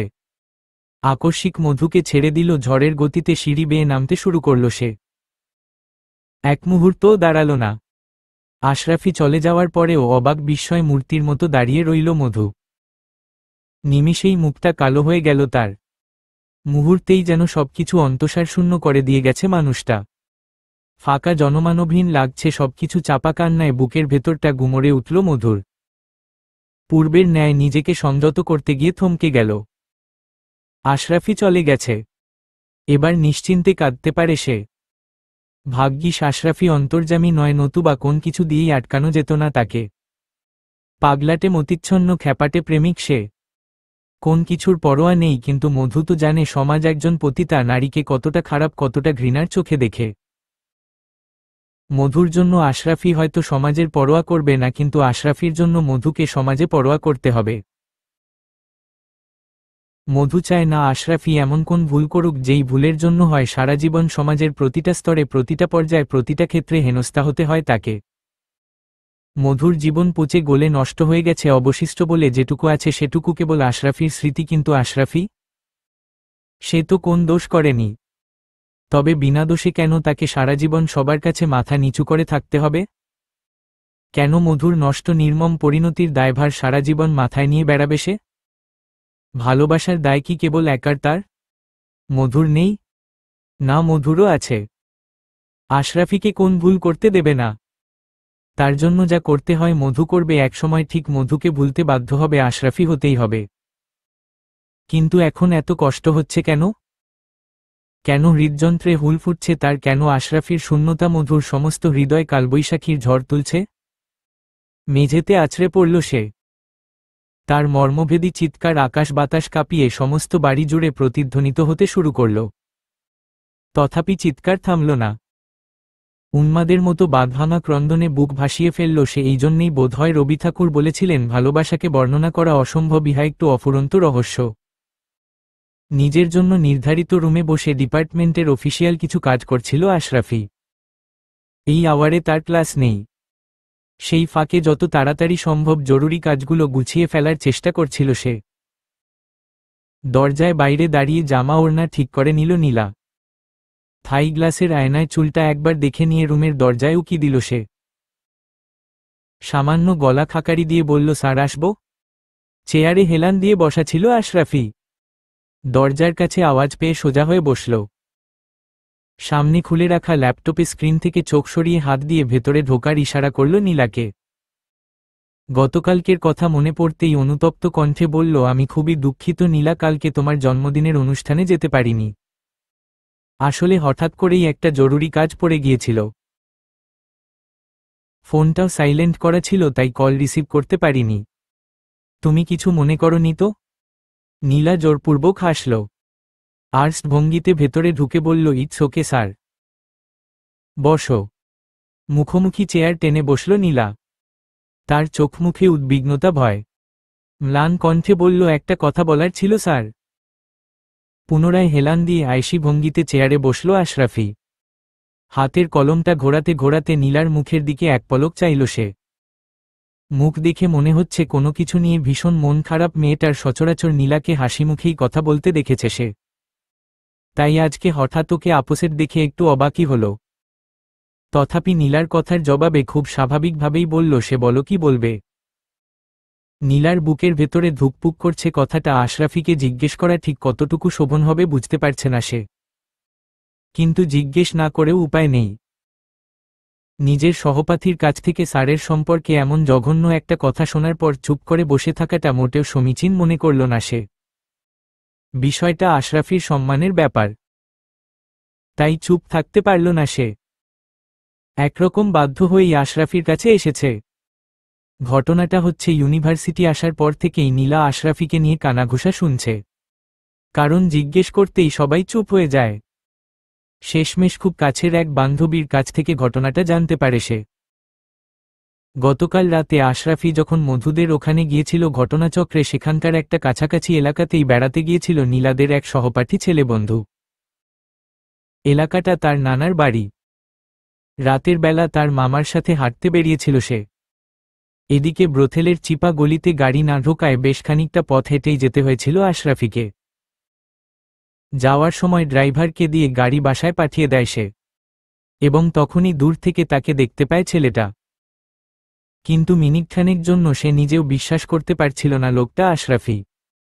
ভালোভাবে সিউর হওয়ার জন্য আশরাফির পিছু নিল সে। তারপর যখন দেখল মানুষটা সত্যিই আশরাফি, ছবি তোলার জন্য ফোনও বের করেছিল। কিন্তু তার দুর্ভাগ্য, ততক্ষণে ভেতরে ঢুকে গিয়েছিল আশরাফি। অতঃপর আজকে ক্লাসে এসে সত্যমিথ্যে মিলিয়ে সেই নানারকম গুজব ছড়াচ্ছে আশরাফি নামে।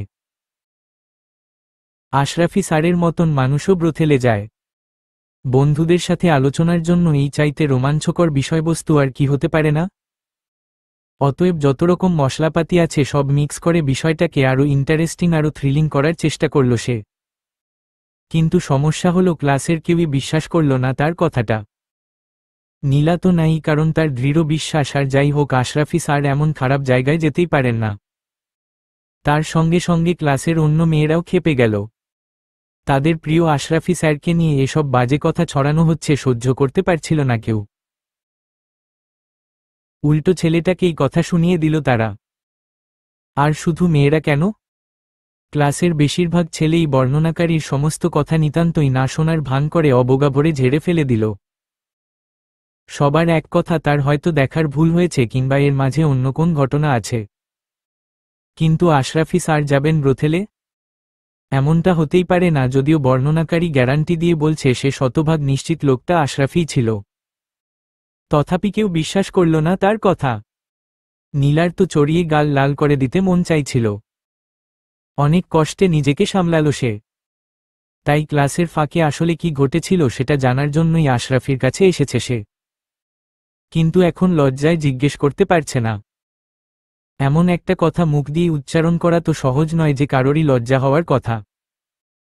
কিন্তু কিছুক্ষণ বসে থাকার পর অনুভব করল সে লজ্জার চেয়ে বেশি যেটা হচ্ছে সেটা হলো ভয়। অত্যাধিক ভয় হোলা শুকিয়ে আছে তার।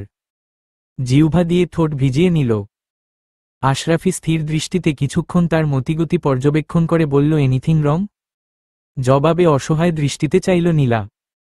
নিজের অজান্তেই এতক্ষণ বাম হাত দিয়ে টেবিল খুঁড়ছিল সে। আশরাফির শান্ত চাহনিতে সচেতন হয়ে হাত গুটিয়ে নিল। সেদিকে একবার তাকিয়ে পুনরায় জিজ্ঞেস করল, আশরাফি কোন সমস্যা? একটা প্রশ্ন ছিল স্যার। অবশেষে মুখ খুলল নীলা। বলো না। এবারে শুকনো ঢোক গিলল নীলা। হার্টবিট অসম্ভব দ্রুত উঠানামা করছে তার। আরও কিছুক্ষণ সময় নিয়ে কাঁপা কাঁপা কণ্ঠে বলল, আপনি মাইন্ড করবেন না তো স্যার? প্রশ্নটার জবাব সাথে সাথেই দিল না আশরাফি। কিছুক্ষণ সময় নিয়ে কিছু একটা ভাবল সে।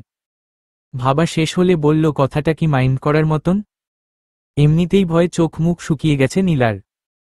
তাকে দেখে স্পষ্ট বোঝা যাচ্ছে কিছু একটা নিয়ে অত্যাধিক আতঙ্কে আছে সে। তার ওপর আশরাফি গম্ভীর চেহারা দেখে আরও বেশি করে ঘাবড়ে গেল। যদিও আশরাফিকে দেখে কিছুই বোঝা যাচ্ছে না। একইভাবে নীলার দিকে চেয়ে আছে সে। বাস্তবিকই তার মুখ দেখে বোঝার উপায় নেই নীলার কথাগুলো শুনে সম্ভাব্য ঠিক কী ধরনের রিয়েকশন হতে পারে তার। নীলা কাচুমাচু করে বলল, জি স্যার। আশরাফি সপ্রতিভ হাসল। অবাক হল নীলা। আশরাফি এবারে টেবিলে আলতো করে একটা চাপড় দিয়ে বলল, ঠিক আছে করলাম না হয় একটু মাইন্ড। ক্ষতি কি? তুমি বরং বলেই ফেলো। আশরাফির হাসিতে নীলার ভয় পুরোপুরি না গেলেও কিছু কমল। বুকে সাহস সঞ্চয় করে নিল সে। গলাটা যথাসম্ভব স্বাভাবিক রাখার চেষ্টা করে বলল, কথাটা কার কাছ থেকে শুনেছি আমি নাম বলবো না স্যার। কিন্তু যার কাছ থেকেই শুনি না কেন সে শতভাগ গ্যারান্টি দিয়ে বলছে তার কোন ভুল হয়নি। একটু ক্লিয়ার করে বলো নীলা। আমি তোমার কথা কিছুই বুঝতে পারছি না। ঘুরিয়ে প্যাঁচিয়ে কথা বলে কোন লাভ নেই। বলতে যখন হবে তখন সরাসরি জিজ্ঞেস করাই ভালো। এবার সোজাসুজিই জিজ্ঞেস করল, নীলা, আমার পরিচিত একজন বন্ধু বলছিল সে নাকি গতকাল রাতে আপনাকে ঢাকার বাইরে খুব একটা খারাপ জায়গায় দেখেছে। আনুমানিক 8টা কিংবা 9টা বাজে তখন। জায়গাটার নাম আমি উল্লেখ করতে চাইছি না স্যার। কিন্তু কথাটা কি সত্যি? সাহস করে প্রশ্নটা করে ফেললেও আতঙ্কে অসাড় হয়ে গেল নীলা। এই বুঝি আশরাফি স্যার সজোরে তাকে ধমক দিয়ে উঠবেন, এই বুঝি অপমান করে রুম থেকে বের করে দেবেন তাকে।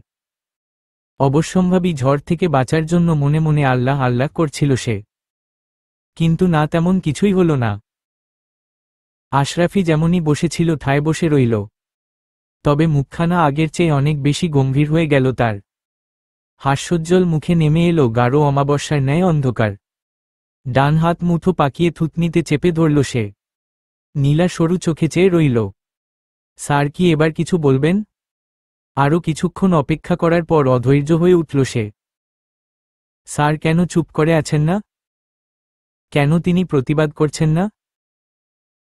বলা বাহুল্য এতক্ষণ আশরাফি কাছে থেকে যেই বিরূপ প্রতিক্রিয়ার ভয় মনে মনে সৃষ্টিকর্তার কাছে প্রার্থনা করছিল সে এবার মনে মনে সেই বিরূপ প্রতিক্রিয়ায় প্রত্যাশা করল। সোজাসুজি বলতে গেলে আশরাফি তাকে ধমক না দেওয়ায় বেশ হতাশ হয়েছে সে। কোনোভাবেই আশরাফি নীরবতা মেনে নিতে পারছিল না, কারণ এই নীরবতার প্রকৃত অর্থ ছেলেটার কথাই সত্যি মনে প্রাণে প্রার্থনা করল সে, ইয়া আল্লাহ না বলুক স্যার, প্লিজ না বলুক, ঝাড়ি দিক, অপমান করুক তাকে। কিন্তু না, আশরাফি তাকে অবাক করে দিয়ে বলল, হ্যাঁ সত্যি, গতকাল ঢাকার বাইরে গিয়েছিলাম আমি। বিস্ফোরিত নয়নে চোখ বড়বফ করে আশরাফি মুখের দিকে চেয়ে রইল নীলা। এই উত্তরটা আশরাফি কাছ থেকে সম্পূর্ণ অপ্রত্যাশিত। বুক ফেটে কান্না আসতে চাইল তার। তীরের ফলার মতন একেবারে তীক্ষ্ণভাবে বুকে গিয়ে বিঁধল। ফলাফলস্বরূপ আচম্বিতে সমগ্র পুরুষজাতির ওপর তীব্র ক্ষোভ গিয়ে পড়ল তার। ঘৃণায় সারা শরীর ছেয়ে এলো। ছি, পুরুষ মানুষ এত খারাপ? এই তাদের আসল চেহারা? মানব চরিত্রের গূঢ় দিকটা কোনোভাবেই মেনে নিতে পারছিল না সে। এই মুহূর্তে ইংরেজি একটা কথা খুব মনে পড়ছে তার, all men are alike. The approach is different, but the result is always the same. এর বাংলা ভাবার্থ হল সকল পুরুষ একই রকম। তাদের পন্থা হয়তো ভিন্ন, কিন্তু তাদের কাছ থেকে ফলাফল সবসময় একই রকম পাবে তুমি। নিদারুণ যন্ত্রণায় রাগে ক্ষোভে উঠে দাঁড়াল নীল। অনেক কষ্টে অবরুদ্ধ কান্নাটাকে ঠেকিয়ে নিস্তেজ গলায় বলল, আমি আসি স্যার। এসো। ধীরে ধীরে বেরিয়ে গেল নীলা। আশরাফি কেন গিয়েছিল, কি কারণে গিয়েছিল কিছু জিজ্ঞেস করার প্রয়োজন মনে করল না। আশরাফিও আগ বাড়িয়ে কিছু বলল না, তবে ব্যাপারটা কিঞ্চিত আহত করল তাকে।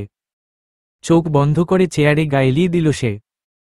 সঙ্গে সঙ্গেই ভেসে উঠল মধুর পরিহাসরত মুখখানা। গতকাল আশরাফিকে বাগে আনতে পেরে খুব হাসছিল সে। তড়িঘড়ি করে চোখ খুলে ফেলল আশরাফি। আর এই মুখ মনে করতে চায় না সে। যত নষ্টের গোড়া এই মুখ, মায়াভরা বিষাক্ত জ্বালাময়ী মুখ যতবার মনে পড়ে কিছুতেই স্থির থাকতে দেয় না আশরাফিকে। বুকের ভেতর দমকা হাওয়ার মতো তাণ্ডব শুরু করে দেয়। চলবে।